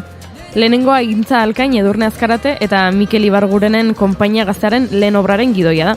Bigarrenak, Samuel Beketen Godoten esperoan obrak Euskal Teatroan izandako itzala aztertzen du. Gaur, Oier Gilan eta Edurne Azkarate gonbidatu ditugu, Ganbillaren aitzakipean, baina aitzakia besterik ez da, gauza ugari baititugu galdetzeko. Arratsaldeon, bikote? Arratsaldeon. Arratsaldeon, bai. Ez dakit nondik hasi, pentsatzen dut, galderak egiten hasi eta zoriondu ibili beharko dugula gaurkoan, ze hasteko, benga, Oierrekin hasiko gara. Juan Mari Torrealdai ikerketa beka irabazi berri duzu? Dut esatea kosta egiten berez metro kuadroka bezala aurkeztu gara eta hala jaso dugu, eta haien artean nago ni bai, eta esan gabe doa, poza handia eta ilusioa eta gogoa martxan jartzeko proiektu horrekin. Artxibo biluzia izan du proiektu horrek. Bai. Aurreratu ezakezu zerbait horri buruz? Hola, laburrean. Bai, laburrean. Edo luze, nahi dezun bezala. Bi ardatz izango dituen proiektu bat izango da, dokumentazio lanaren ideiatik abiatzen dena, baina dokumentazioa modu ekintza moduan ulertuta, eta izango du bere adar eszenikoa, esan dezagun. Eta baita ere formazio adarra. Performantzaren inguruan sortu nahi dugu alako formazio bat, zeinean jendeak berak nahi dituen gaien inguruan diseinatuko dituen alako beste pieza batzuk. Edo hori da pixkatola laburrean eta askarrean esan da, hortik handoa. Lehenengo zoriontzeko arrazoia hori daukagu, eta bigarren arrazoia, Edurne Azkarate daukagu hemen, eta ez dakit nondik hasi, agian Irati filmarengatik zorionak. Eskerrik asko. Sekulako arrakasta. Bueno, bai, dirudinez bai. Eta bihar hemen Durangoko azokan ikusgai egongo dena. Hori da, bihar 12:00 emango dugu Irati, baina ni ona nire liburuari. Bai.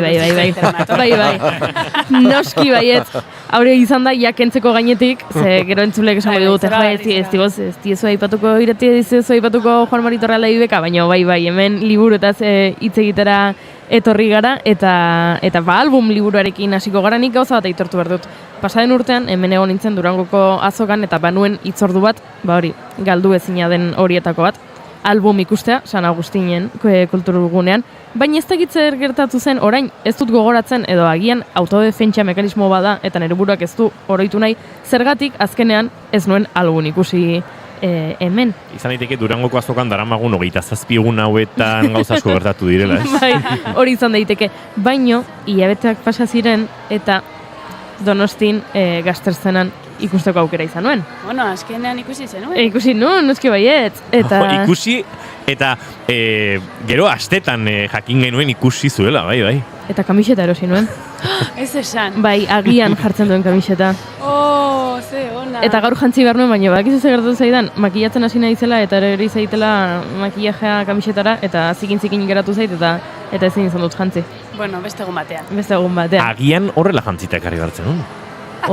Wow. Wow, Edurne barkatu. Mikrora pixka gehi urbildu mikrora zuri, mesedez, zaratasko dago Durangoko azokan, eta kosta egiten da ez bai.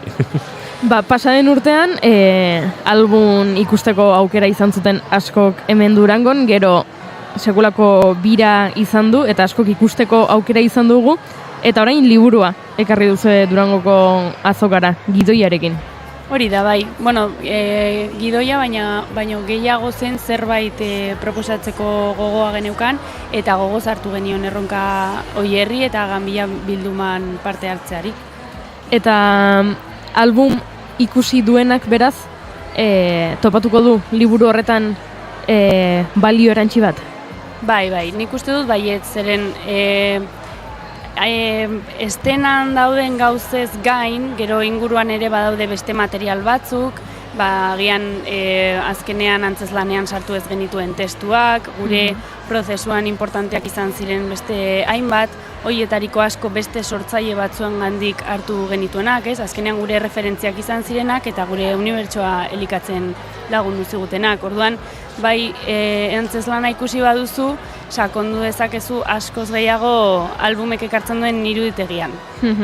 Iruditegi kolektibo oso zabala da, erreferentzia pila bat dauzka, albumek ikusi duenak hori badaki, gazteen egoerari buruzko proiektu bat dela esan dezakegu?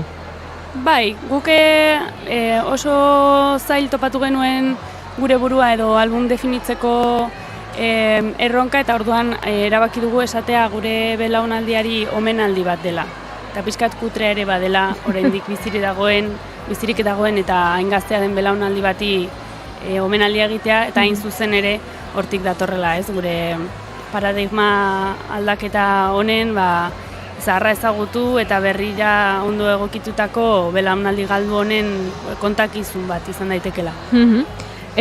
Guztiz, gomendagarria eta hori badakite gure entzulek askotan aipatu dudalako, asko gustatu zitzaidalako eta oso interesgarria iruditu zitzaidalako nola islatzen zuen gazteon errealitatea, ez? Gazteon motxilan badagoelako Daddy Yankee eta gasolina dantzatzea eta gazteon motxilan badagoelako jakitea, ezakit, egunkariaren itxierak zelako eragina izan zuen.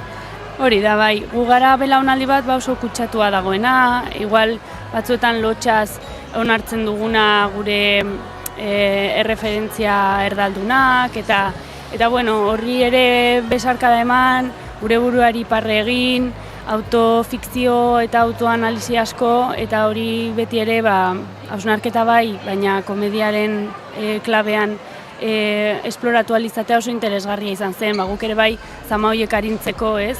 Behin kanporatzen duzunean, estenan jartzen duzunean, eta zure buruari parre egiteko kapaza zarenean, eta noski partekatzen duzunean publikoarekin, katarsi horrek arintasuna ekartzen dizulako. Guztiz ados.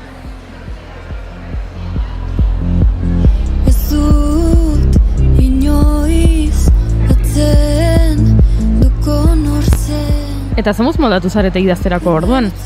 Hirun arteko lana izan da, batek besteak baino ardura gehiago hartu du. Bai, erleboka ibili gara, egia da guri gustatzen zaigula dena denon artean egitea, oso kolektiboa garela, baina bai, erantzukizunak eskuz esku pasa dira, eta gogorra izan da erabakiak hartzea asko kostatzen zaigulako, baina bazegoen horrelako oinarri bat, obrak berak ere bai ematen zigun estrukturalki pista potolo bat, eta oso onarkorra zen ere bai materialak eta testurak nahasterako garaian, zeren liburuan lenguai asko batzen saiatu gara, ikuslearekin, kasu honetan irakurlearekin jolasten, obran bezala, eta espiritu hori mantentzeko baditugu ilustrazioak, argazkiak, poemak, dialogatutako edo antzerki moduko testuak ere bai, ustutasun asko ere bai, eta QR-ak, eta izan da esperientzia bat oso polita, azkenean geratu ginelako bastante lasai eta fidelak izatearen sentsazioarekin. Eta Durangoko azokan zer moduz? Edukiduzu tarterik jendearekin egoteko, irakurleekin? Bai, orain hasi gara guk ere txanda hartu dugu EAZko postuan, eta oso ondo dakigu, erlebo hartu diegunek ere bai komunikatu digute salmenta oso ondo doala, jendeak aipatzen dietela antzezlan ikusi dutelako erosten dutela liburua, eta guk publiko oso jatorra daukagu eta oso eskertua gaude, egia esan. Ze ona! Beklasekoa izatearen konplekurik bateriz erdaratrak. Eta Formol laboratibiko kideen taldelana aipatu dugu, baina taldelana sekulakoa esperoan liburuan topatu daitekeena, hor badaudelako Ahots bat baino gehiago, ez? Samara Belte eta Carlos Lina Zasoro adibidez, ero Irati Agirrazkoenaga, Mikel Laion, Amankai Gaztainaga, Beñat Sarasola, eta Oier Gian bera. Bai, hala da. Haze festa. Haze festa, bai. Guretzat liburu berezia da, teatrero garen einean, Samuel Becketen Godoten esperoan lanetik abiatu gara, eta funtsean gure asmoa izan da, Euskal Teatroen inguruko aurreiritziak pixka genditze batzutan ematen du, batez ere erdalgiroetan Euskal Teatroa oso gauza itxia dela, mundutik aparte dagoena, minoritaria dela, baina guk ikusten dugu beti egon dela zabalik munduan gertatzen denari eta 20. mende osoan gertatu denari, ez? Eta horren adibide oso argia da Becketen Godoten esperoan, eta liburu honen bitartez saiatu gara islatzen zer nolako eragina izan duen Euskal Teatro garaikidean eta daukan eta jarraitzen duen izaten, ez? Eta ikerketa ariketa moduan planteatu dugu, horregatik dago hainbeste ahots hor tartean, eta oso pozik gaude maitzarekin eta batez ere ahalduntzea ariketa horrekin, ez? Balio dezake Becketen obra ezagutzen ez duen irakurle batentzat lehenengo urrenkera modura? Agian bai, egia da. Godoten esperoan lanak zeharkatzen du obra osoa, berez, badaude liburuan 2 antzezlan eta 4 artikuluek emango dituzte argibideak, eta 2 antzezlanek ez dira Godoten esperoan Juan Gartziak itzulita publikatu zen euskaraz, duela urte batzuk, baina, beraz nahi duenak euskaraz irakurri dezake, baina 2 obra horiek islatzen dute nola hartu den obra hori Euskal Teatroan eta modu ezberdinetan transformatu den momentuko kezkei buruz hitz egiteko, ez? Carlos Lina Zasororen kasuan, berak plantatzen du jolas bat, zeinan Godot bueltatu egiten den, eta nahasten ditu Euskal Herriko erreferentziekin, nahasten du obra, eta bestea da, eta Karmele, Samara Beltek idatzitako obra, aspaldikoa da, Edo Argitaletxeak publikatu zuen bere garaian, eta Jak Teatroak eraman zuen holtza gainera, Iraia Eliasek eta Aino Alberdik eraman zuten, barali asko egin zituzten, eta bereiek hasieratik aitortu zuten, Godoten esperoaken bertsio libre bat zela, eta kasu horretan, oso kezka garaikideetara ekarriaz.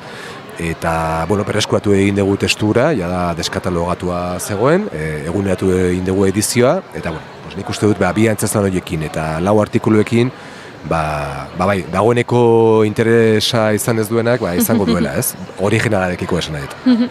Hemen ere, ipatu dugu, ez? Hainbat ahots, nolako izan da prozesua? Erraxa ez delako, kasu honetan ez da lan kolektiboa izan. Kasu honetan izan da, eta Karmele idatzia zegoen, Carlos Lina Zasororen lanaren berri genuen, Ganbilara bidali zigurlako, eta enkarguzkoak izan dira artikuluak, eta genituen izen gehiago pentsatuak, baina ez da posible izan, arrazoi ezberdinak direla medio, eta azkenean 4 artikulu horiek jundira, eta bakoitzak saiatu da, ekartzen Godoten gai hori, bere eremura pixkat, ez? Eta nik uste du 4 perspektiba ezberdinak direla, baina oso ondo elkar osatzen dutenak, eta besteak beste, aipatzen dira artikuluetan ere, beste referentzia batzuk, ez? Euskal Herrian euskaraz egin den teatroan non topatu daitekeen Godot, ez? Eta zergatik. Eta, nik uste dut zentzu hortan ariketa interesgarria dela, baina ez da batera egin, bakoitzak artikulua bere aldetik idatzi du. Nik galdera bat botako nuke, nik uste dut teatrero guztik oso eskertua gaudela, ez? Ganbia bildumarekin eta egindako lanagatik. Askotan, kostatzen zait aurkitzea antzeslanak argitaratuta beste argitaletxekin, edo esango nuke ez da ina handia portzentaia. Nola ikusten duzue ezakit egungo idazkera euskaraz antzerkin eta... Asko idazten da eta oso ondo, baina oso gutxi argitaratzen da eta are gutxiago irakurri. Orduan, hortikan sortu zen Ganbilaren kezka, ezta? Egon dira lehenago ahaleginak, Susak bere garaian duela urte asko edukizuen bilduma bat, Artez Blaik edukizuen, han eta hemen beste ohiko argitaletxeetan, topa daitezke ale solteak, baino ez da egon bilduma bat berriro antzerkiana, ez? Orduan, hor utxure bat bazegoen, eta bazegoen behar sozial bat, hau da, etzan bakarrik publikatzen hastea, baizik eta irakurlegoa sortzea. Ganbilarekin sentetzen duguna da, zero azpitik hasten ari garela, eta kartzen ari garela ohitura berriro ere antzerkia irakurtzeko hori alde batetik, eta bestetik da transmisio tresna bat ere, antzerkiak ez daukalako berez euskarri fisikorik, ez dakit kontzeptua eta diskoa, ez da liburua eta resitaldia, ez da orduan, liburuak neurri batean asetzen du behar hori, baina era berean konsiente gara, antzerki liburu batek zer gehiago izan behar duela, gorputza behar duelako, ez? Antzerkiak duen moduan. Horregatik saiatzen gara beti osatzen teatro testuak prozesuari buruzko gogoetekin, testu osagarriekin, irudiekin, iruditzen zaigu antzerkiak beste zeozer behar duela, ez? Eta oraingoz, ahalegin horretan gabiltza, eta gero horrekin lotuta, bokazio horrekin ari garenez, sortu dugu ganbila.eus, eta hor saiatzen gara biltzen modu enziklopedikoago batean euskarazko teatro gintzan ekoiztu den guztia, bai liburu gintzan, bai kritika gintzan, bideoetan, guztia ezin degulako paperera eraman, esan bezala asko idazten da, modu batea edo bestera, izan idazketa postdramatiko bat edo narratiboago bat idatzi egiten da, ez? Eta asko estrenatzen dugu euskaraz, ematen duena baino gehiago. Beraz hor lanketa izugarria dago, baina bizibilizatzea falta da, ez? Eta hori ere egiten du ganbila bezalako bilduma batek, pixka prestigiatu pertsona horien guztien lana, bizibilizatu eta balioan jarri, ez? Nahiz eta jakin, ez dena bere jatorrizko lekua, ez? Baina funtzio sozial hirukoitz hori betetzen du. Baina, esan bezala, ikusten genuen etzela aski, paperean ezin degula dagoen guztia argitaratu, asko dela, eta horregatik ganbila.eus jarri dugu martxan, ez? Digitalki, horrea bolkatzen ari gara, gero eta eduki gehiago, deskatalogatua dauden gauzak, denborarekin nahiko genuke originalak ere hor publikatu, nahiz eta paperean ez egon, eta pixkanaka dena dago egiteko oraindik.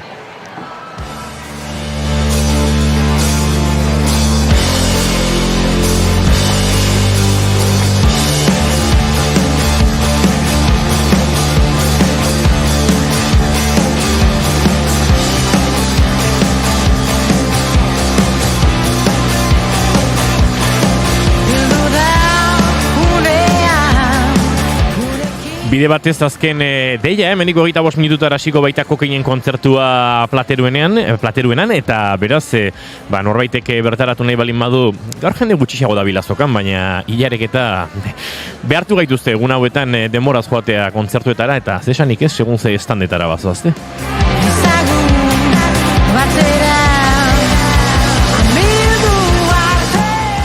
Oier Gilan eta Edurne Azkaraterekin ari gara, eta oraindik Goiuriren orpean ikusi dut badagoela, agurtu aurretik egin beharreko galderarik. Bai, Durangoko azoka honetan uste dut aurten bereziki asko errepikatu den kontzeptu bat euskarri berrien asuntoa izan dela, adibidez jarri dituzte, ez? QR kodeak musika entzuteko ikusi dugu, Txilmafia kaseteak dauzkala, Lierrek harripuska bat dokumentala aurkezteko. Harripuska bat osona da, bai, hola da. Harripuska bat da. Eta Oierrek webgunea aipatu du, eta nik jakin nahiko nuke webgune hori elikatzeko, hor sekulako lana hartu dezuela, eta nolako emaitzak ari zareten izaten, ze ikusi dut arpidetzeko sistema bat jarri duzuela, ez da? Ez, berez, ganbila.eus irekia da, eta hor eaz elkartetik egiten egarena, kide askoren lanari esker, kriston dokumentazio lan egiten, oraingoz parte txiki bat dagoa gerian, tripetan asko handiagoa da egiten ari garen datu basea, eta arpidetzeko dena da ganbila bilduma hori hasieratik, berez paperezko bildumara etxean jaso nahi izan ezkero, aukera arpidetzeko, beste bilduma batzuetara bezala, ez? Eta hor dago ganbila.eus eta taltxoa arpidetzeko, dago bideratua bakarrik paperezko ediziora, bai. Bale.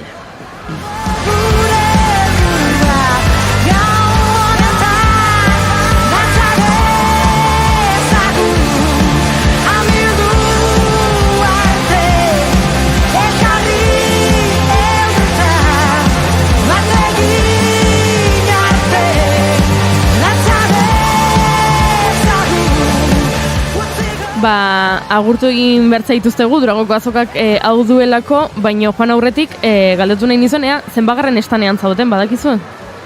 Artekale 15. zenbakia. Bale, Artekale 15. zenbakia badakizu nora joan Ganbila bildumako liburuen bila. Eta ni bezala pixkate hitzekin hasten denarentzat Artekale erdikoa da, ezta? Bai, niri goizan kostatu zen. Bai, ez da jarresa, ez? Nola deitzen dira, lau kale dira? Barrenkale... Goienkale, artekale eta barrenkale. Bale, artekale erdikoa, bai. Hoi da, beharrexena. Da gero beste biak zein diren, basmatuen behar, ensaio error bestela. A ber, mapak dauzkazute hemen, ez galtzeko moduan, oso ondo jarrita. Nik mapari bueltak ematen dizkit. Batere ondo moldatzen. Aizue bikote, mila esker benetan, gure horbiltzeagatik. Mila esker zuen. Jarraitu gozatzen azoka, negoziak ere egin barri da azokan, jende agurtu, garagardoren matartu nahi baduzu ere bai, edo infusioak egin bizitza, bizi, elkar besarkatu eta segi ondo. Berdin. Mila esker. Zuei.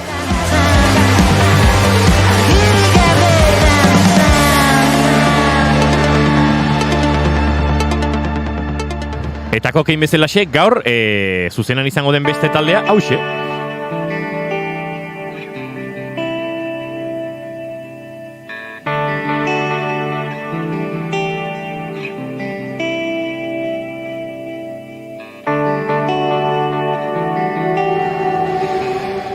Keia taldea izango baita gaur ere plateruenan, aipatu dugu kokin taldearen oraintxe txanda, Iñaki Zide eta Karmele Michelena ere ahotsenea literaturan dira, oraintxe behin batean Loiolan eta Eragizko Mamuak aurkezten, Donosti Hiria saria aurkezten, baina momentu berean eszenatokian San Agustin Kulturgunean nire zigiloarekin ari da, Alain Lersundi, hau guztia, arratsaldeko 6etan izango dena, dagoeneko 21 minutu falta direnez, oiesek aurretik dituzuenak, kokein plateruenan baita Polen Editionsen itzulpena elkartasuna da, Euskal Herriko literatura, poesia, komikia eta saiakera katalanez. Eta hortik aurrera, gauza mordoa tartean, gurekin izan dugun Leire Milikua, Lurgainean Itzalazpian, ahotsenea literaturan izango da 6:00 edota entzuten ari zareten Keia taldea, hortxe plateruenan izango da, arratsaldeko 7 eta 10:00 8:20 gutxiagotara.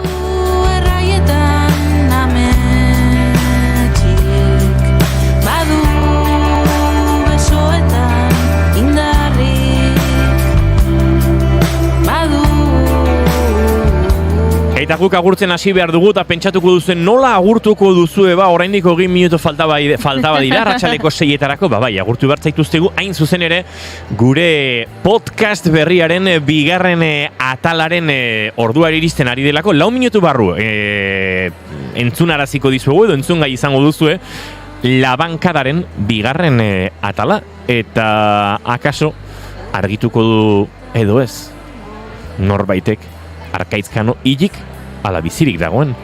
Ze... Ez dute bat taberna batean ikusi. Uztakin dize letxe pasatzen den. Oi, eme. Nik gaur azokan ez dut ikusi. Ai, zenbat galdera. Abestu berriko Juri? Ez. Goreti Oreja Michelena, mil esker eta astelenera arte. Astelenera arte. Asteleneko saio ere pentsatu harko dugu momenturen batean. Mai Gorostiaga Pozo, okerrezpa naiz atorren ostiralera arte. Lazer bat, 2 meskal botilla prestatu. Goiuri Ezeizarandia, zu bihar arte. Bihar arte. Gaur, ez dizu kontatuko zegin bar dugun, baina lan asko daukau. Ez du reakzionatu Goiuri. Barkatu geratu naiz, xokean ikusi dudan txio batekin. Ze dio txioak? Garaitxu batean, Toti Martinez de Lezea eta Gatibu edo Kentzazpiren erakusmaietan sortzen ziren ilara kilometrikoak. Aurtengoan, Toti Martinez de Lezeak sortu ditu ilara kilometrikoak, gauza ez da ezer aldatu. Igual aldatu da, Nik uste eringo estandetara hurbiltzen dela jendea Uxu Errazkinetan ere Loiolari galdetzea ea zer gertatzen den Labankadan! Aizue, esandakoa, Labankada rekin utziko zaituztegula, bihar hemen izango gara, arratsaldeko 4:05, 4 puntuan izango da saio abiatzeko ordua, eta horren bestez, gonbitea luzatzen dizuegula, Durangora etorri, hemen buelta bat egin, gu agurtu, kafetxo hartu, erosi liburuak eta diskoak eta gozatu euskal kulturaren plazan, baina orain Labankadarekin utziko zaituztegula, ez duguela, pixka sufriaraziko ditugu, Juri? Ez. Bai? Ez dakit, zaukat garbi. Bale, ez baduzue sufritu nahi, opariak ere onartzen ditugu. Eta ze guapoago Juri jendea dabiela zuri nahi eta niri unai deitzen. Bai. Gutxi hitz egiten da hortaz, baina ja Durangoko kaletatik Naia eta Unai gara. Nik Twitterren ikusi dut, sariren bat, horra aipamenak egon dira, izu. Ez dakit gertatuko den, esan bezala egunero atal bat igandera arte, misterioa hor dago, eta ez dakit, ni zue banintz, adi ongo nintzateke egunero. Hauxe, Labankadaren, bigarren atala gozatu eta bihar arte.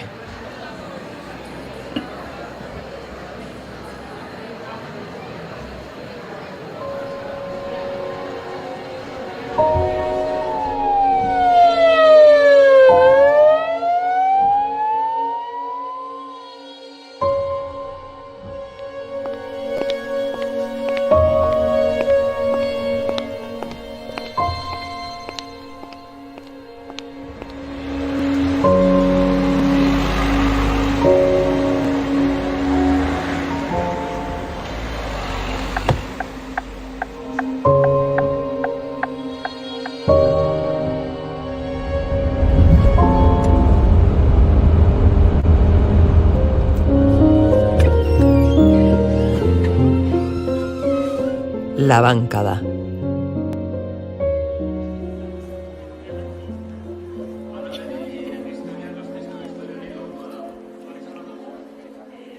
Arratsaldeon entzuleok, ez genuen alakorik espero. Gure podcastaren lehenengo kapitulua biralizatu egin duzue. Nire ametsa egi bihurtzen ari da. Bai, zera. Bai, ez bau nahi. Niri hiltzaien historiak asko gustatzen zaizkit. Lehenengo zita guztietan aitortzen dut hori. Naia, serio? Ligatzerakoan esaten duzu hiltzaiek gustatzen zaizkizula? Boi. Eta zurekin dauden neskek ez dute alde egiten? Ez, literatura hitz egiten diedanean, orduan bai alde egiten dutela. Pena barritzen, neska azkarrak dira. Niskizkirrek dire. Bueno, a ber, jarriko duzun mesedez propio sortu dugun gure sintonia eta hasiko gara bingoz. Bai.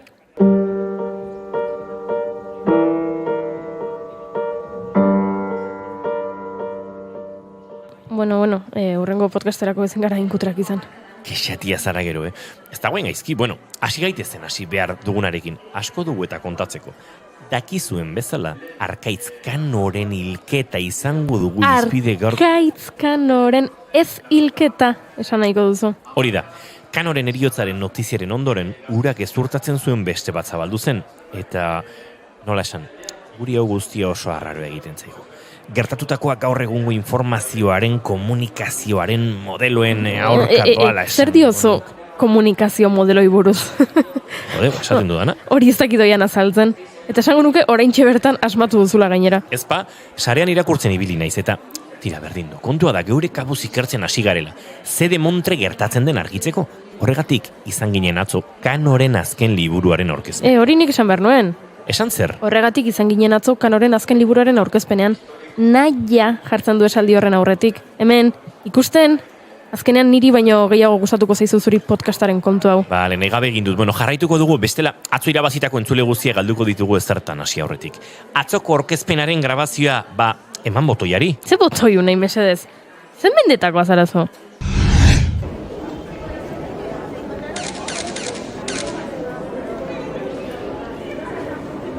Egunon guztioi, eta eskerrik asko aurkezpen honetara etortzeagatik.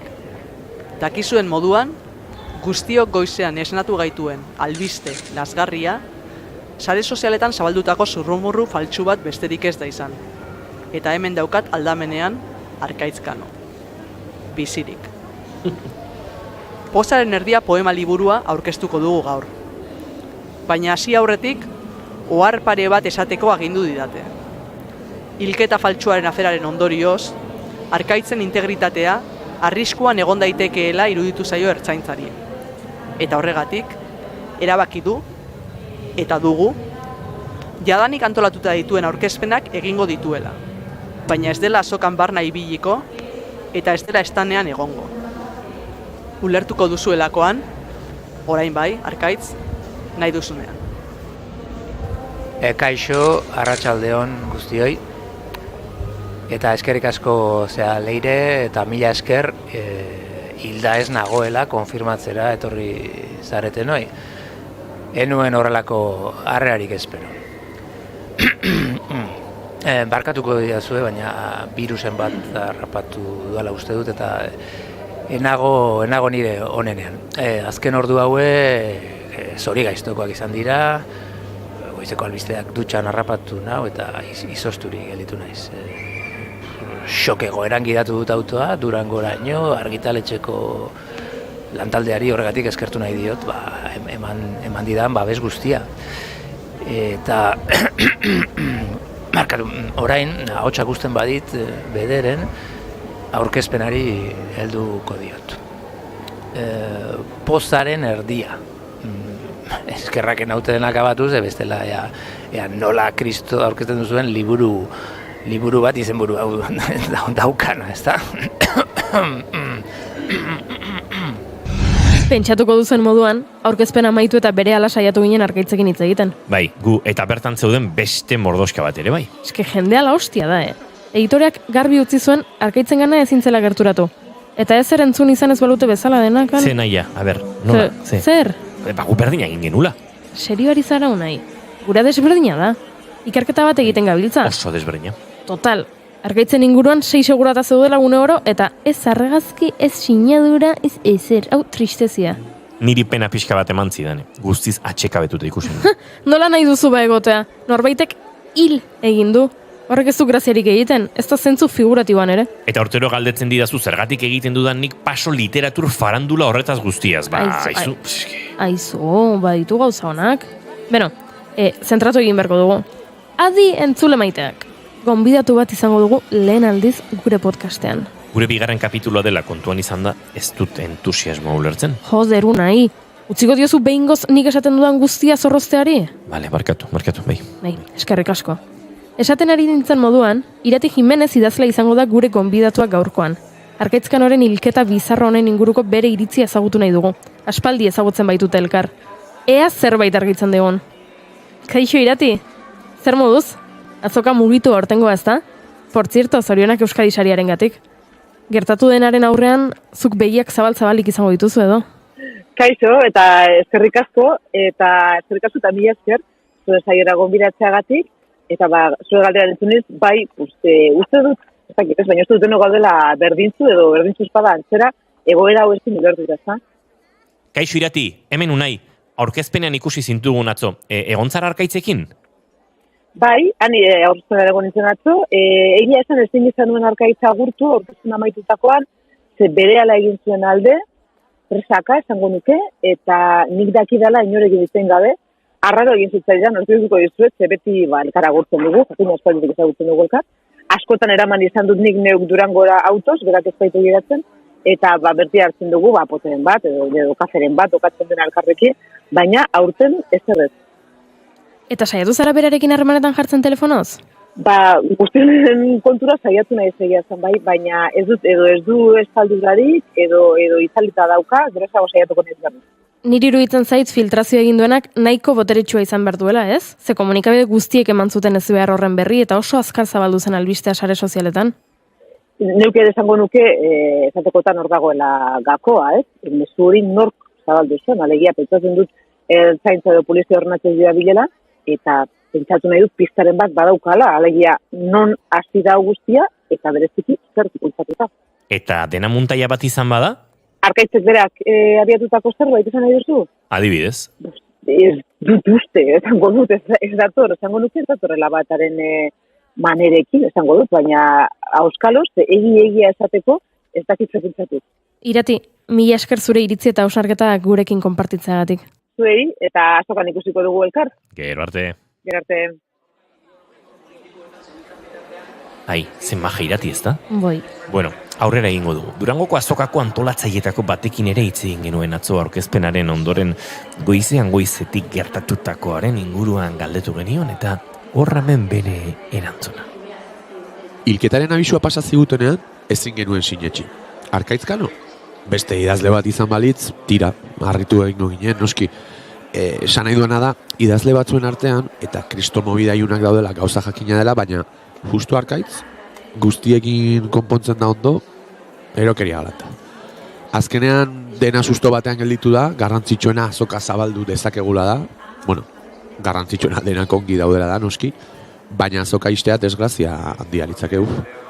Haze tentsioa. Orain, Aztu dezagun amesgaizto hau, eta segi dezagun kultura auspotzen. Ni oso galduta nago.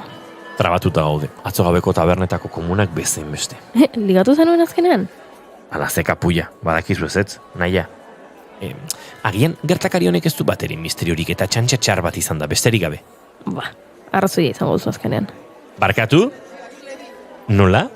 Zuk nahiak esan duzu nik arrazoia daukadala. Nortzarazu eta zer egin duzu nire lagunarekin? Bidau nahi paso benetan. Ai, animatu nahi zintudan, neska.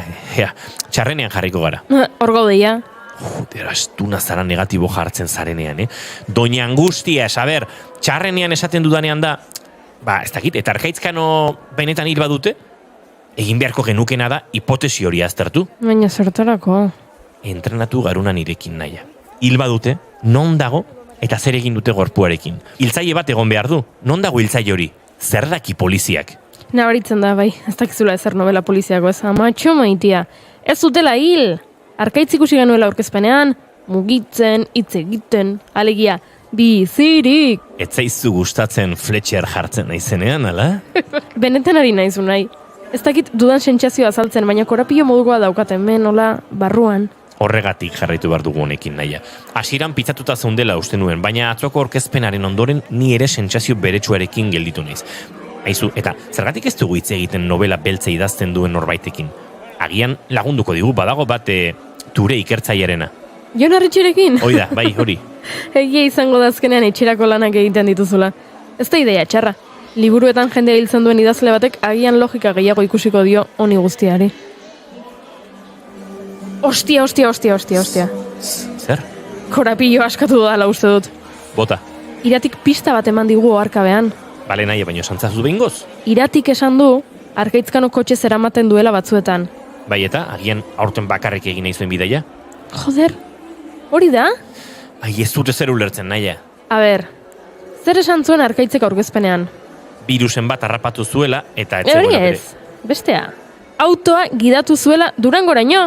Baina, zuk esan zenuen, ongi gogoratzen dut esan zenuela, hilda dagoena ezin dela mundu honetara itzuli. Joder nahi, eta horrek zer ikusi du esan dizuedanarekin. Ea, zure esanak nola interpretatzen du autoarena? Direktamente, ez du interpretatzen. Dena nik egin behar dut. Joder naia, ez duzu xilean jarri? Ai, barkatu txiko. Zenbaki ez ezagunetik deikari dira. Zer raroa, hartuko dut? Hartu, bai, ja, total, honetzkero galdu dugu audientzia guztia. Bai esan? Arkaitzkano hilda dago eta horren frogak ditu. Ze? Baina, nor zarazu? Ordu bete barru beti oporretan hotelean, 206 Ostia. Joder, plot twist hau bai ez nuela espero. Bueno. Baina, joan egingo gara? Jakina joango garela, no te jode? Grabazioaten eta ordu bete barru egingo diogu berriz. Venga, orain arte.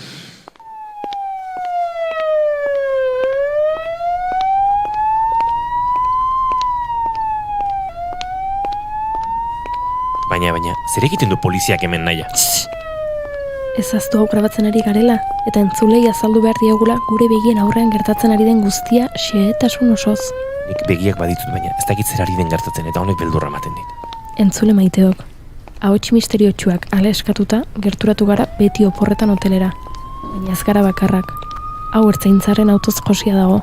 Begira, horrek inspektore itxura dauka. Zeren itxura? Joder, detektibaren hau nahi. Uniformerik gabe, ertzain artean, pentsakor, 2 gehi 2, 4. Ba, justu, kasu honetan, ez dut uste 2 gehi 2 4 diren.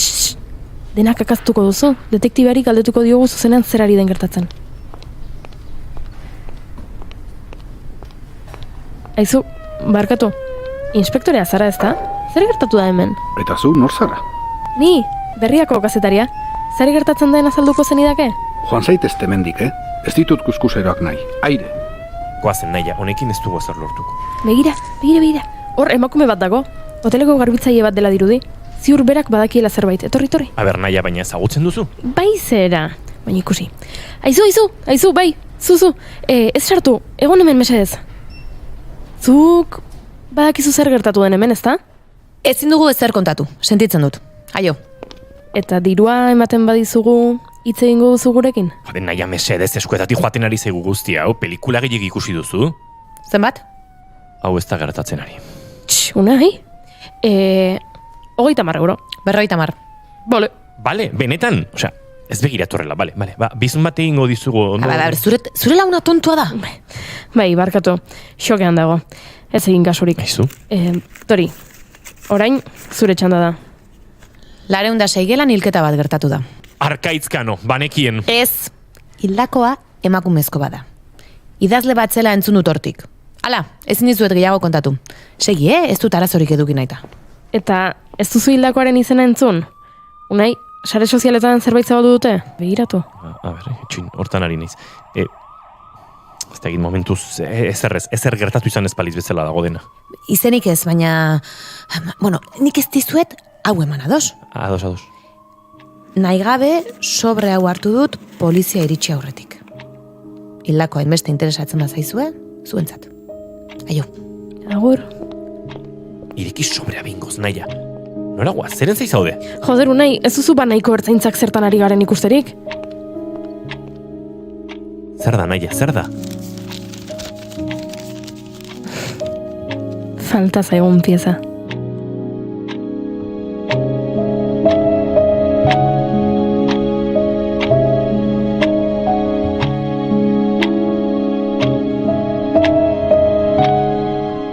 La Bankada.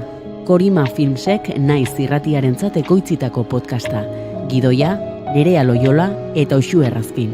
Ekoizpena, soinu diseinua eta edizioa Goiuri Ezeiza eta Inigo Asensio.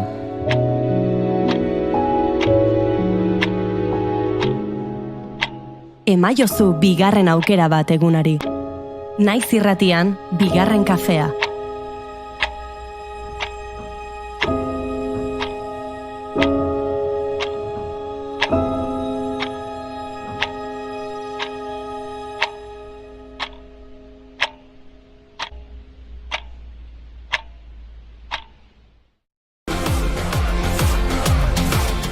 Musika da protagonista, baina entzuten dugunaren atzean zer dagoen ere jakin nahi izaten dugu musikaria saioan. Astelehenetik ostiralera 10:00 solasaldiaren ostean hasi eta eguerdia bitarte naiz irratian.